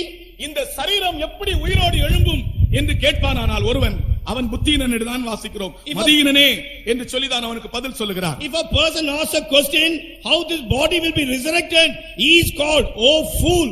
நான் நினைக்கிறேன் ஒரு 8 விதமான புத்தியினர்கள் வேத புத்தகத்தில் உண்டு என்று நினைக்கிறேன். I think maybe 8 type of fools are mentioned in the word of God. அதுல ஒரு புத்தியினன் இந்த சரீரம் விதைத்த பிற்பாடு இது எப்படி அடக்கம் பண்ணின பிற்பாடு எப்படி இந்த சரீரம் எழும்பும் என்று கேட்டால் அதை பற்றி அறிவில்லாமல் ஒருவன் இருந்தால் அவன் புத்தியினன் என்றுதான். ஏனென்றால் அவனுக்கு பதில் சொல்லும் போது அருமையானவனே என்று சொல்லாமல் புத்தியினனே மதியினனே என்று சொல்லிதான் அவனுக்கு பதில் சொல்லுகிறார். You know, when a person thinks that if this body after burial, how this is going to rise up or resurrected, he is not called by any other name. He is called as a fool because he is ignorant of this understanding. இந்த சத்தத்தை கேட்கிற நாம் ஒவ்வொருவரும் நம்முடைய சரீரம் இந்த பூமியிலே அடக்கம் பண்ணப்பட்ட பிற்பாடு ஒரு நாள் இது முளைத்து எழும்பும், உயிரோடு எழும்பும் என்கிற காரியத்தை நன்கு அறிந்தவர்களாக ஜீவிக்க வேண்டும். Those who are hearing my voice, you should know very clearly that once this body is buried, it will rise up alive. அதை பற்றி அறிவோடு நாம் ஜீவிக்க வேண்டும். With that understanding we must live. அது முளைக்க வேண்டும் என்றால், ஒரு தானியம் முளைக்க வேண்டும் என்றால் அது நல்ல தானியமாக இருக்க வேண்டும். If a grain has to pop up or crop up, it should be a good grain. கர்த்தர் தன்னுடைய சபையிலே ஒரு தூற்றுக்கூடையோடு கர்த்தர் கிரியை செய்து கொண்டிருக்கிறார். Lord with the sieve in his hand is working in our church. தேவனுடைய கையில் ஒரு தூற்றுக்கூடை இருக்கிறது. In the hand of the Lord there is a sieve. யோவான் ஸ்நானனுடைய வார்த்தை அது. That is the word of John the Baptist. அன்புள்ள தேவனுடைய கையிலே ஒரு தூற்றுக்கூடை இருக்கிறது. In the hand of the loving God there is a fan. இரக்கமுள்ள தேவனுடைய கையிலே ஒரு தூற்றுக்கூடை இருக்கிறது. In the hand of the merciful God there is a fan. அரவணைக்கும் தேவனுடைய கையிலே ஒரு தூற்றுக்கூடை இருக்கிறது. God who is embracing in his hand there is a fan. அந்த தூற்றுக்கூடை எதற்காக? Why is that fan given? நாம் தானியமா பதரா என்பதை வெளிப்படுத்தும்படியாக. In order to reveal whether we are a grain or a chaff. தூற்றுக்கூடை அவர் கையில் இருக்கிறது. அவர் தன்னுடைய களத்தை நன்றாக விளக்குவார். The fan is in his hands and he will move his hand very well. துன்மார்க்கர் தேவனுடைய சபையிலே நிலைநிற்க முடியாது. பாவிகள் தேவனுடைய சபையிலே நிலைநிற்க முடியாது. Wicked cannot stand in the church of God. Sinners cannot stand in the church of God. துன்மார்க்கர் நியாயத்தீர்ப்பிலும் பாவிகள் நீதிமான்கள் சபையிலும் நிலைநிற்க முடியாது என்று 1ஆம் சங்கீதம் சொல்லுகிறது. In the Psalms 1, wicked cannot stand in the judgment and the sinner cannot stand in the way of righteous people. ஆகையால் நாம் ஒரு நாள் விதைக்கப்பட்ட நாம் மரணத்துக்கு பிற்பாடு நம்ம சரீரத்தை கொண்டு போய் அடக்கம் பண்ணுவார்கள். அது விதைத்தல். நாம் முளைத்து எழும்ப வேண்டும் என்றால், உயிரோடு எழும்ப வேண்டும் என்றால், நாம் ஒரு நல்ல தானியமாக இந்த நாட்களிலே பூரணப்பட வேண்டும். After our death, they are going to bury our body. That is called sowing. If you are a good grain, on one day it will crop up, or we will be resurrected. அந்த பூரணப்படுத்துகிற வேலைதான் கர்த்தர் இந்த நாட்களில் நம்மிலே செய்து கொண்டே இருக்கிறார். That work of perfection the Lord is doing these days in our life. பதரை அவியாத அக்கினியிலே தேவன் அழித்து விடுவார். And Lord will put a chaff in the unquenching fire. அவருடைய வருகையிலே தானியமாய் விதைக்கப்படுகிற அவருடைய வருகையிலே உயிரோடு முளைத்து எழும்புவார்கள். And the grains at his coming will rise up alive. இந்த நம்பிக்கையோடு தான் இந்த கடைசி நாட்களில் நாம் ஜீவிக்க வேண்டும். கர்த்தராகிய இயேசு கிறிஸ்துவினுடைய வருகை மிகவும் சமீபமா இருக்கிறது. With this hope only we should live in this last days. Coming of Lord Jesus Christ is very very soon. நான் என்னுடைய வார்த்தையை இதோடு முடிக்கிறேன். பரிசுத்தவான்கள் அதற்கு பிற்பாடு உங்களுக்கு சொல்லுவார்கள். I close my words with this. கர்த்தருக்கு ஸ்தோத்திரம். Praise be to God. புவி மீதினின் சரீரமிப்பு எந்த வரும் என்ன காத்திருக்கும். புவி மீதினின் சரீரமிப்பு எந்த வரும் என்ன காத்திருக்கும். நாம் மகிழ்ந்திடவே அவர் வந்திடுவார், மன்னவாட்டியாய் மாறிடுவோம். நாம் மகிழ்ந்திடவே அவர் வந்திடுவார், மனவாட்டியாய் மாறிடுவோம். புவி மீதினின் சரீரமிப்பு எங்கு வரும் என காத்திருக்கும். புவி மீதினின் சரீரமிப்பு எங்கு வரும் என காத்திருக்கும். நாம் மகிழ்ந்திடவே அவர் வந்திடுவார், மனவாட்டியாய் மாறிடுவோம். நாம் மகிழ்ந்திடவே அவர் வந்திடுவார், மனவாட்டியாய் மாறிடுவோம். Praise be to God. தேவனுக்கு ஸ்தோத்திரம். In these days, you all have been privileged to hear the glorious words about the second coming of Christ. இந்த நாட்களில் ஆண்டவராகிய இயேசு கிறிஸ்துவினுடைய இரண்டாம் வருகை குறித்ததான மகிமையான செய்திகளை கேட்கக்கூடியதான நல்ல ஸ்லாக்கியத்தை நீங்கள் பெற்றிருந்தீர்கள். I believe most of you have been coming for these meetings from the first day. உங்களில் அநேகர் முதலாம் நாளிலிருந்தே இந்த கூட்டங்களுக்கு வந்து கொண்டிருக்கிறீர்கள் என்று நான் நினைக்கிறேன். As closing words, one thing I wanted to emphasize. இந்த நாட்களில் இந்த வார்த்தைகளை முடிப்புக்கு முன்பாக ஒரு காரியத்தை நான் உங்களுக்கு வலியுறுத்தி காண்பிக்க விரும்புகிறேன். Some of you may be thinking to go at the coming of the Lord is very difficult. உங்களில் பலர் கர்த்தருடைய வருகையில் எடுத்துக்கொள்ளப்படுவது மிகவும் கஷ்டம் என்று நினைத்துக் கொண்டிருக்கலாம். Sometimes when we hear about the qualifications needed to go at the coming of the Lord, you may think it is too much for me to be ready. சில வேளையிலே கர்த்தருடைய வருகையில் எடுத்துக்கொள்ளப்படுவதற்குரியதான தகுதிகளை குறித்து நீங்கள் கேட்கும் பொழுது இது எனக்கு கூடாத காரியம், மிகவும் கஷ்டம் என்று நீங்கள் நினைக்கலாம். Yes, qualifications needed and the standard, all these things are true. தகுதிகள், அதற்குரியதான திராணி, இவையெல்லாம் நமக்கு தேவை என்பது உண்மைதான். But based on the word of God, I want to encourage you, to go at the coming of the Lord is very easy. ஆனால் தேவனுடைய வசனத்தின் அடிப்படையில் நான் உங்களை உற்சாகப்படுத்தும்படி சொல்கிறது என்னவென்றால், கர்த்தருடைய வருகையிலே எடுத்துக்கொள்ளப்படுவது மிகவும் லகுவான ஒரு காரியம். Some people may think it's very hard. சிலர் அது மிகவும் கஷ்டம் என்று நினைக்கலாம். No, I want to prove from the word of God in few minutes, it's very easy to go at the coming of the Lord. ஆனால் வேத வசனத்தின் அடிப்படையில் கர்த்தருடைய வருகையில் நாம் எடுத்துக்கொள்ளப்படுவது மிகவும் லகுவானது என்று நான் உங்களுக்கு நிரூபித்து காண்பிக்க விரும்புகிறேன். 2 weeks ago, I asked somebody, are you ready to go when Jesus comes? 2 வாரங்களுக்கு முன்பாக ஒருவரிடத்தில் கர்த்தருடைய இயேசு வரும் பொழுது நீங்கள் போக ஆயத்தமா என்று நான் கேட்டேன். That person replied to me, Pastor, I am trying to be ready. ஆனால் அந்த நபரோ, பாஸ்டர், நான் ஆயத்தப்பட பிரயாசப்படுகிறேன் என்று சொன்னார். I told her, sister, if that is so, you will never be ready. அப்பொழுது அந்த சகோதரியிடத்தில் நான் சொன்னேன், சகோதரியே, இந்த நிலைமையில் இருந்தால் நீங்கள் ஆயத்தப்படவே முடியாது. If you are trying to be ready, you will never be ready. ஆயத்தப்பட முயற்சி செய்து கொண்டிருந்தால் நீங்கள் ஆயத்தமாகவே முடியாது. If you are trying to be ready, that means you want to go at the coming of the Lord with your own efforts, with your own ability with your own cleverness. கர்த்தருடைய வருகையில் எடுத்துக்கொள்ளப்படும்படியாக ஆயத்தப்படுகிறேன் என்று சொன்னால் உங்களுடைய சொந்த ஞானத்தினாலோ திறமையினாலோ உங்களுடைய சொந்த பிரயாசத்தினாலோ நீங்கள் போகலாம் என்று நினைத்துக் கொண்டிருக்கிறீர்கள். We know we are saved by the grace of God. நாம் தேவனுடைய கிருபையினாலே ரட்சிக்கப்பட்டோம் என்று அறிவோம். And to go at the coming of the Lord, it is called the final salvation. கர்த்தருடைய வருகையிலே நாம் எடுத்துக்கொள்ளப்படுவதுதான் கடைசி ரட்சிப்பு என்று சொல்லப்படுகிறது. So both are called salvation.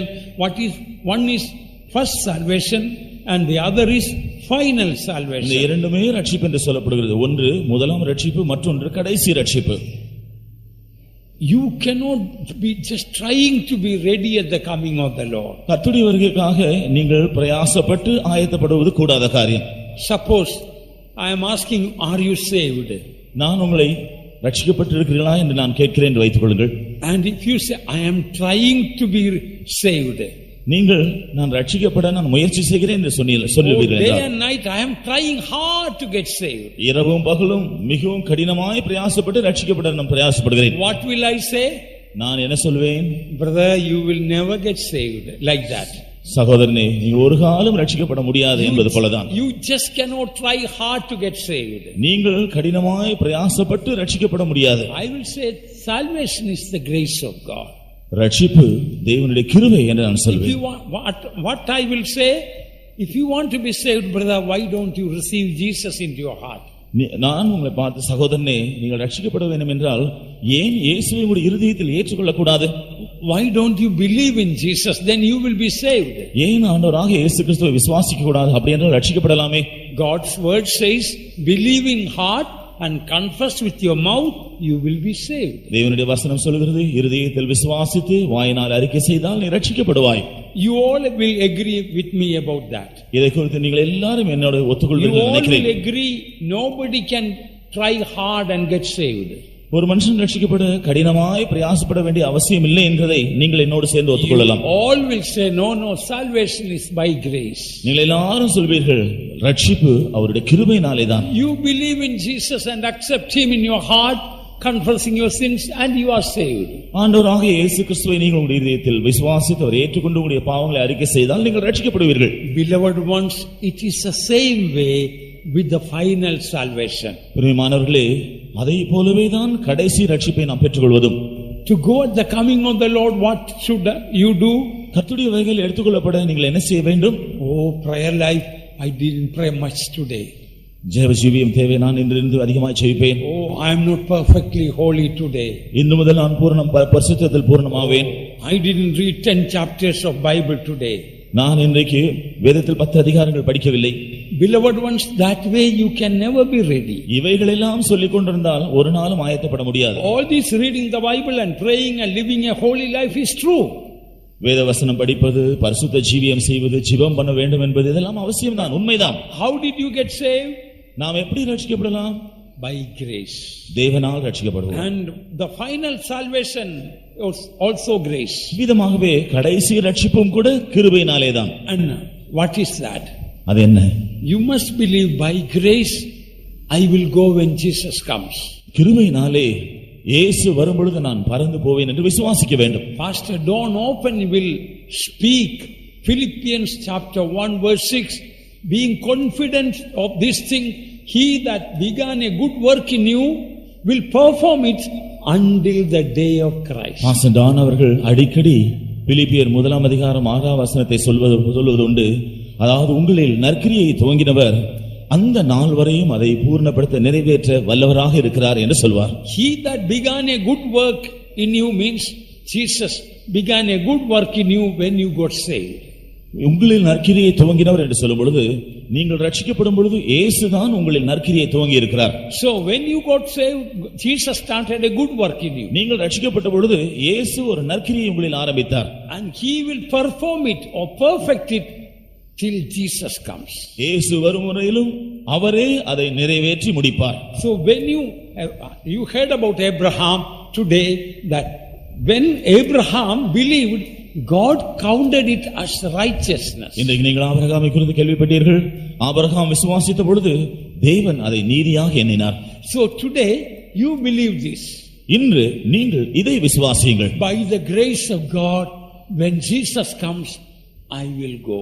தேவனுடைய கிருபையினாலே இயேசு வரும்பொழுது நான் போய் விடுவேன். You must say every day morning, by grace when Jesus comes, I will go.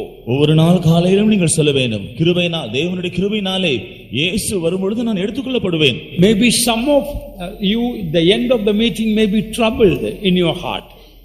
ஒருவேளை இள வயதுள்ள இருப்பவர்கள் இதை குறித்து இருதயத்தில் கலக்கம் அடையலாம். Lord, I have been hearing about your coming. ஆண்டவரே, நான் உம்முடைய வருகை குறித்து கேள்விப்பட்டுக் கொண்டே All இருக்கிறேன். these sermons and Bible studies have been very good. இந்த பிரசங்கங்கள், வேத பாடங்கள் எல்லாம் மிகவும் நன்றாக இருக்கின்றன. But Lord, will I go when Jesus comes? ஆனால் ஆண்டவரே, இயேசு வரும்பொழுது நான் போக முடியுமா? God's word says, faithfully see that calleth you, he will also do it. தேவனுடைய வசனம் என்ன சொல்கிறது தெரியுமா? உங்களை அழைத்தவர் உண்மையுள்ளவர், அவர் அப்படியே செய்வார். What did Jesus say? இயேசு என்ன சொன்னார்? I will never leave you nor forsake you. நான் உங்களை விட்டு விலகுவதும் இல்லை, உங்களை கைவிடுவதும் இல்லை. Don't look to your circumstances. ஆகவே உங்களை சுற்றுப்புற சூழ்நிலைகளை நீங்கள் பார்க்க வேண்டாம். Don't look to the troubles in your heart. உங்கள் இதயத்தில் இருக்கிற கலக்கங்களை நீங்கள் பார்க்க வேண்டாம். Looking unto Jesus, the author and finisher of our faith. விசுவாசத்தை துவக்கிறவரும் முடிக்கிறவருமாக இருக்கிற நம்முடைய இயேசு கிறிஸ்துவை நோக்கி பாருங்கள். He that began a good work in me, he will perfect it till that day. என்னில் நற்கிரியை ஆரம்பித்தவர் அந்த நாள் வரையும் அதை முடிய நடத்துவார். Today in the closing meeting, believe by the grace of God, I will go. இந்த கடைசி கூட்டத்திலும் தேவனுடைய கிருபையினாலே நான் அவருடைய வருகையில் எடுத்துக்கொள்ளப்படுவேன் என்று விசுவாசித்து நீங்கள் செல்லுங்கள். When you believe that and praise God, நாம் அதை விசுவாசித்து தேவனை துதிக்கும் பொழுது, all the qualifications that have been preached to us in these days, God will work it out in us. இந்த நாட்டில் நமக்கு போதிக்கப்பட்டதான எல்லா தகுதிகளையும் பெற்றுக்கொள்ளும்படியாக தேவன் நம்மில் கிரியை செய்வார். In 1 Thessalonians 5:23-24 we read that the God of peace shall sanctify you wholly. I pray that your spirit, soul and body be preserved blameless unto the coming of the Lord. And then says, faithfully see that calleth you, he will do it. முதலாம் தெசலோனிக்கேயர் 5:23-24 வசனங்களில், சமாதானத்தின் தேவன் தாமே உங்களை முற்றிலும் பரிசுத்தமாக்குவாராக, உங்கள் ஆவி, ஆத்மா, சரீரம் முழுவதும் நம்முடைய கர்த்தராகிய இயேசு கிறிஸ்து வரும் வரையிலும் குற்றமற்றதாய் காக்கப்படுவதாக என்று சொல்லிவிட்டு, உங்களை அழைத்த தேவன் உண்மையுள்ளவர், அவர் அப்படியே செய்வார் என்று அடுத்த வசனத்தில் அவர் சொல்கிறார். If we read only the 23rd verse and finish, we will be troubled. நீங்கள் 23ஆம் வசனத்தை மாத்திரம் படித்து நிறுத்திவிட்டால் நீங்கள் கலக்கம் அடைவீர்கள். Oh God of peace, sanctify you wholly, that your spirit, soul and body be preserved blameless unto the coming of the Lord. Oh, these things are very, very hard. சமாதானத்தின் தேவன் உங்களை முற்றிலும் பரிசுத்தமாக்குவாராக, உங்கள் ஆவி, ஆத்மா, சரீரம் கர்த்தராகிய இயேசு கிறிஸ்துவின் வருகை வரைக்கும் குற்றமற்றதாக காக்கப்படுவதாக என்று கேள்வி படிக்கும் பொழுதே இது மிகவும் கஷ்டம் என்று சொல்லி உங்களுடைய இருதயம் கலக்கம் அடையும். Oh, I cannot live like that. Spirit, soul and body to be blameless at the coming of the Lord. That's too much. என்னுடைய ஆவி, ஆத்மா, சரீரம் இயேசு கிறிஸ்து வரும்பொழுது குற்றமற்றதா இருக்க வேண்டும் என்று சொல்வது எனக்கு மிகவும் கஷ்டம் என்று நாம் சொல்லுவோம். What does the next verse say? ஆனால் அடுத்த வசனம் என்ன சொல்கிறது? Faithful is he that calleth you, he will do it. உங்களை அழைக்கிறவர் உண்மையுள்ளவர், அவர் அப்படியே செய்வார். He will do it. You cannot do like that. நீங்கள் அதை செய்ய முடியாது, அவர் அதை செய்வார். Beloved ones, that is what Jesus wants to speak to you tonight. அருமையானவர்களே, இன்றிரவு நம்முடைய அருமையான இயேசு இதைதான் நம்மிடத்தில் பேச விரும்புகிறார். Faithfully see that calleth you. உங்களை அழைக்கிறவர் உண்மையுள்ளவர், and he will do it. அவர் அதை செய்வார். You cannot do it. நீங்கள் அதை செய்யவே முடியாது. Even 1 minute you cannot be ready for the coming of the Lord. ஒரு நிமிஷம் கூட கர்த்தருடைய வருகைக்கு உங்களால் ஆயத்தப்படுத்த முடியாது. When I came this evening, I could see so many people were staying here waiting for the evening meeting. நான் இன்று மாலையில் இங்கே வந்த பொழுது மாலை கூட்டத்திற்காக முன்பதாகவே வந்து அநேகர் இங்கே காத்திருந்ததை நான் பார்த்தேன். That means many of you came right in the morning and you didn't go back. Right? Many of you came right in the morning but you didn't go back till now. உங்களில் அநேகர் காலையிலே இங்கே வந்திருக்கிறீர்கள் என்றாலும் இன்னும் நீங்கள் திரும்பி போகவில்லை. But let me tell you one truth. நான் உங்களுக்கு ஒரு சத்தியத்தை சொல்லட்டுமா? If the Lord is going to count the mistakes you did today after coming to the house of God, none of us can go at the coming of the Lord. நீங்கள் You know, all day you have been in the church. Yes, sir. நீங்கள் இந்த நாள் முழுதும் ஆலயத்தில் இருந்திருக்கிறீர்கள். So it is the holiest place today or most of you spend.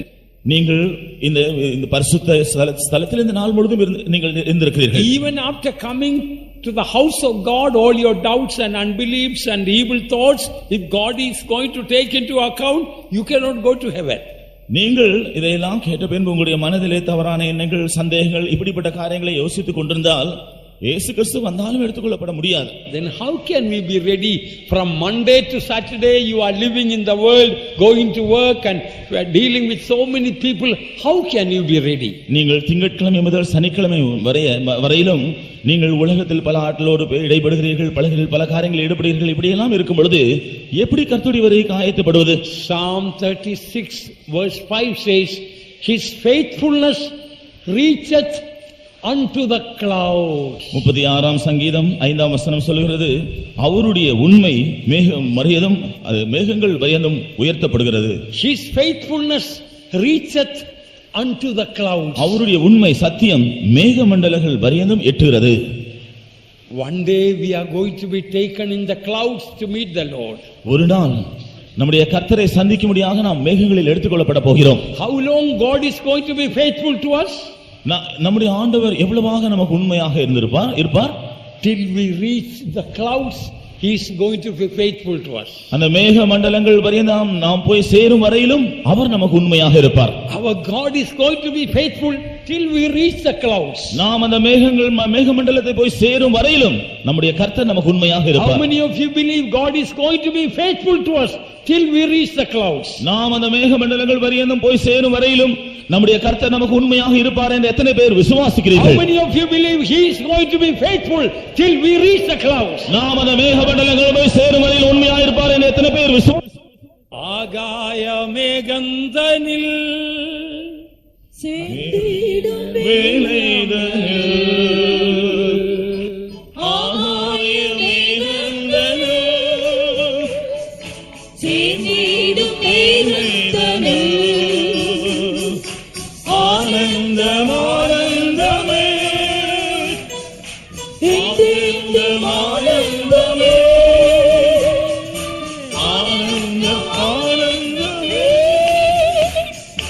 என்றென்றும் ஆனந்தமே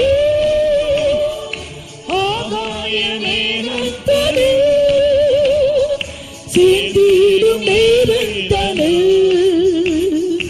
ஆகாய மேகத்தனில் சேர்ந்திடும் வேளைதனில் ஆனந்தம் ஆனந்தமே என்றென்றும் ஆனந்தமே ஆனந்தம் ஆனந்தமே என்றென்றும் ஆனந்தமே ஆனந்தம் ஆனந்தமே என்றென்றும் ஆனந்தமே ஆனந்தம் ஆனந்தமே என்றென்றும் ஆனந்தமே. Beloved ones, we can trust the word of God. அருமையானவர்களே, நாம் தேவனுடைய வசனத்தின் மேல் நம்பிக்கை வைக்க வேண்டும். Sometimes you may not be able to trust the chief pastor. சில வேளையில் தலைமை பாஸ்டரின் மேல் நீங்கள் நம்பிக்கை வைக்க முடியாமல் இருக்கலாம். Sometimes you cannot trust even the holiest man on earth.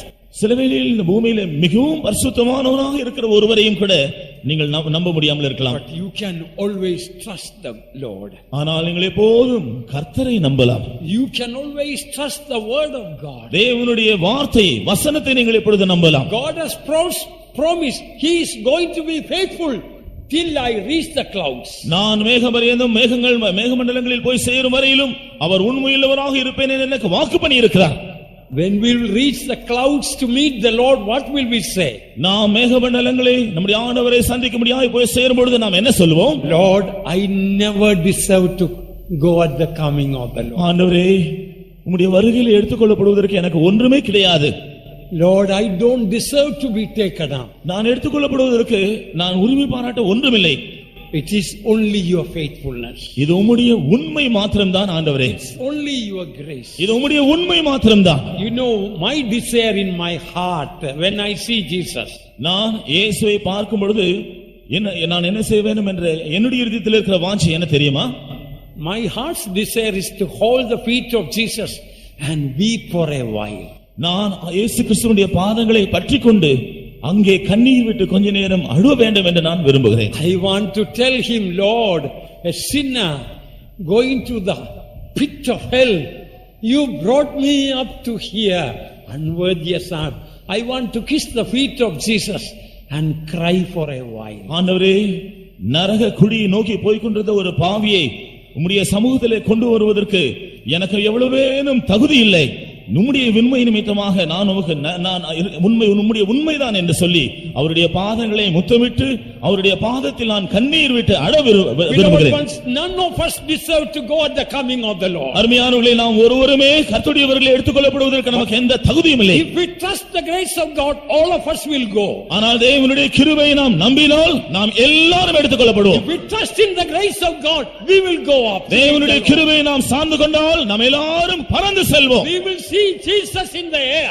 நாம் மத்திய ஆகாயத்தில் நம்முடைய இயேசுவை சந்திப்போம். Oh, we will see glorious Jesus. நம்முடைய மகிமையான இயேசுவை நாம் தரிசிப்போம். We will see all the holy angels. நாம் எல்லா பரிசுத்த தூதர்களை சந்திப்போம். We will see the glorified saints. நாம் தேவனுடைய பிரகாசமான முகத்தை காண்போம். We will see the glorified saints.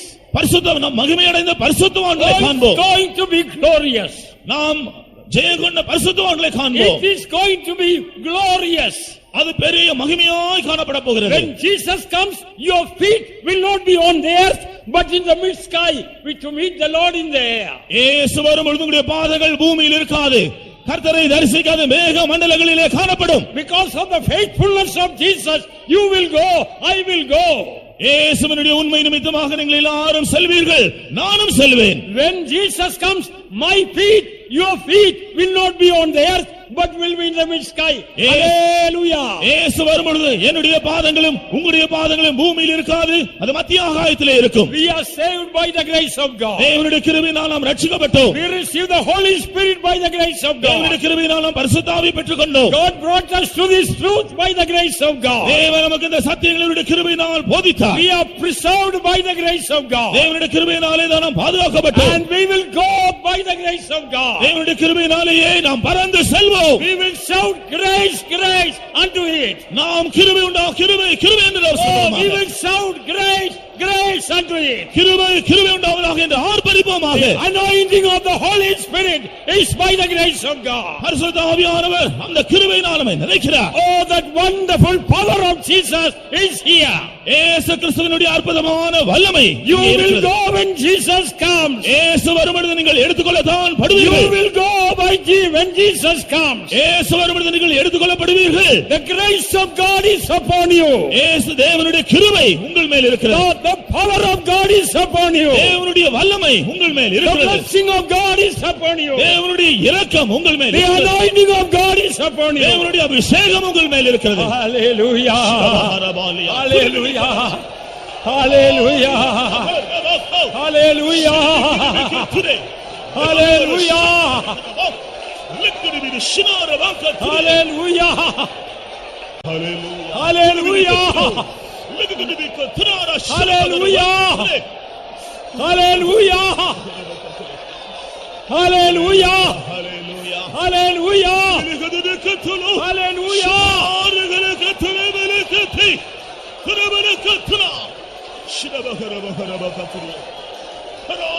Hallelujah. ஆகாய மேகந்தனில் சேந்திடுமேரதனில் ஆகாய மேகந்தனில் சேந்திடுமேரதனில் ஆனந்தம் ஆனந்தமே என்றென்றும் ஆனந்தமே ஆனந்தம் ஆனந்தமே என்றென்றும் ஆனந்தமே ஆகாய மேகந்தனில் சேந்திடுமேரதனில் ஆகாய மேகந்தனில் சேந்திடுமேரதனில் ஆனந்தம் ஆனந்தமே என்றென்றும் ஆனந்தமே ஆனந்தம் ஆனந்தமே என்றென்றும் ஆனந்தமே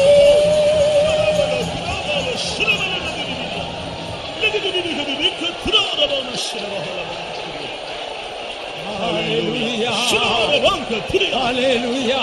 Shirabanka Turiya. Hallelujah. Hallelujah.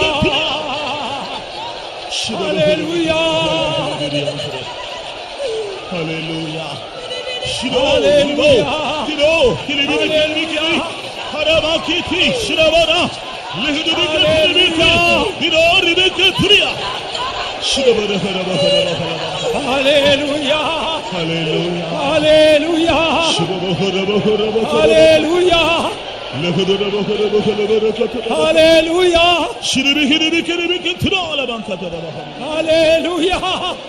Hallelujah. Hallelujah. Hallelujah. Look at the Bikara, Shinari Bako, Tuna Mahati. Hallelujah. Shinabalaka, Tunabaka, Tuna. Look at the Katuna. Hallelujah. Hallelujah. Shinabaka Tuni. Hallelujah.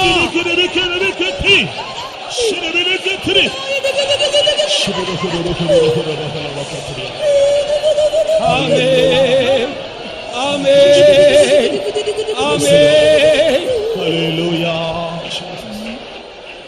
ஆகாய மேகந்தனில் சிந்திடும் மேகந்தனில் ஆகாய மேகந்தனில் சிந்திடும் மேகந்தனில் ஆனந்தம் ஆனந்தமே என்றென்றும் ஆனந்தமே ஆனந்தம் ஆனந்தமே என்றென்றும் ஆனந்தமே ஆனந்தம் ஆனந்தமே என்றென்றும் ஆனந்தமே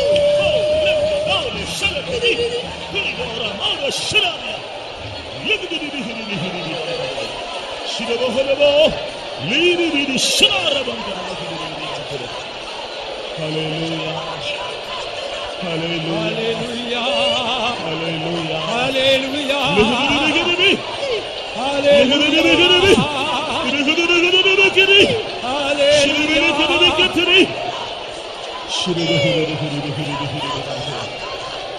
Hallelujah.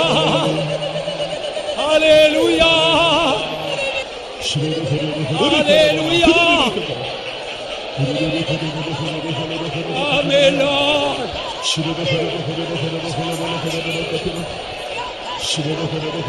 Hallelujah. Hallelujah. Hallelujah. Hallelujah.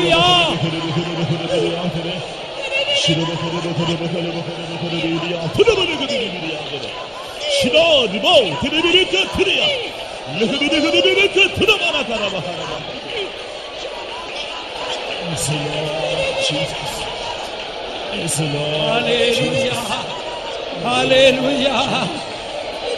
Hallelujah. Hallelujah. Amen. Thank you, God. Thank you, God.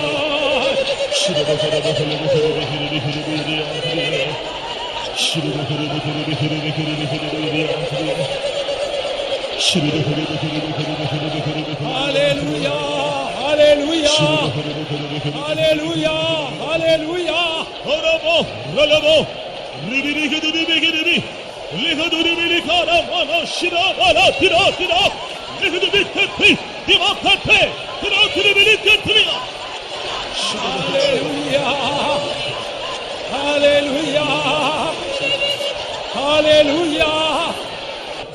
Shall we open our mouth and by faith shall we say that by grace I will go up? நாம் எல்லாரும் நம்முடைய வாயை திறந்து விசுவாசத்தோடு கிருபையினாலே நான் அவர் வரும் பொழுது நான் போய்விடுவேன் என்று சொல்லுவோமா? Shall we all say by grace I will go up? நாம் எல்லாரும் வாயை திறந்து சொல்லுவோம், அவருடைய கிருபையினால் நான் போய்விடுவேன். By grace I will go up. அவருடைய வருகை கிருபையினால் நான் மேலே எடுத்துக்கொள்ளப்படுவேன். Hallelujah. Hallelujah. ஜெபம் பண்ணுவோம். உங்களை நேசிக்கிற அருமையான நல்ல இயேசுவே, இந்த அருமையான நேரத்தில் இப்படி ஜனங்களை நீ கூட்டி சென்ற தெய்வக்காமக சோத்திரம் கர்த்தாவே, நீர் எங்களை சபையாக கட்டி எழுப்புறது மாத்திரமில்லை, உடைய மகிமையான வரிக்கு எடுத்துக்கொள்ளத்தக்கதான மேலான சத்தியங்களை இந்த நாட்களில் நீ எடுத்துக் கொடுத்த தெய்வக்காமக சோத்திரம். அந்த சத்திய வசனத்தின்படி கூடி சேர்ந்த ஜனங்கள் தங்களை ஆயத்தப்படுத்திக் கொள்ள ஒரு நல்ல சந்தர்ப்பத்தை நீ கொடுத்த தயவுக்காக ஸ்தோத்திரம். நீர் அழைத்தவர், உண்மை உள்ளவர், அப்படியே செய்வார் என்று நீ எடுத்துக்காட்டும் தயவுக்காக ஸ்தோத்திரம். கர்த்தாவே, எங்களை நற்கிரியை தொடங்கினவர் உம்முடைய நாள் வரைந்த நடத்த நீர் வல்லவராக இருக்கிறது என்று உம்முடைய வல்லமுள்ள கரத்தை நீட்டினால் நமக்கு ஸ்தோத்திரம். ஆண்டவரே, இந்த ஜனத்தை உம்முடைய கரத்தில் நீ ஏற்றுக்கொண்டதினால் நமக்கு ஸ்தோத்திரம். ஆண்டவராய் இயேசுவே, நீ எங்களுக்கு நல்லவராகவே மேன்மையான காரியங்களை வெளிப்படுத்தினதற்காக ஸ்தோத்திரம். வருகையை பற்றி பேசுகிற இந்த நாட்கள்ல வருகைக்கு ஆயத்தப்படுத்தக்கூடிய அதே கர்த்தாவே, தங்களுடைய ஜீவியத்தில் இன்றைக்கு பிரதிஷ்டை பண்ணுவதற்கு அவர்களுடைய தைரியத்துக்காக ஸ்தோத்திரம், அவர்களுடைய விசுவாசத்தின் ஆவிக்காக ஸ்தோத்திரம். ஆண்டவரே, நமக்கு ஸ்தோத்திரம். அந்த நற்கிரியை இன்றைக்கு நீ தொடங்கி நீர் அதை முடிக்க வல்லவர் என்று நாங்கள் விசுவாசித்து துதிக்கிறோம். கர்த்தாவே, நமக்கு ஸ்தோத்திரம், நமக்கு ஸ்தோத்திரம்.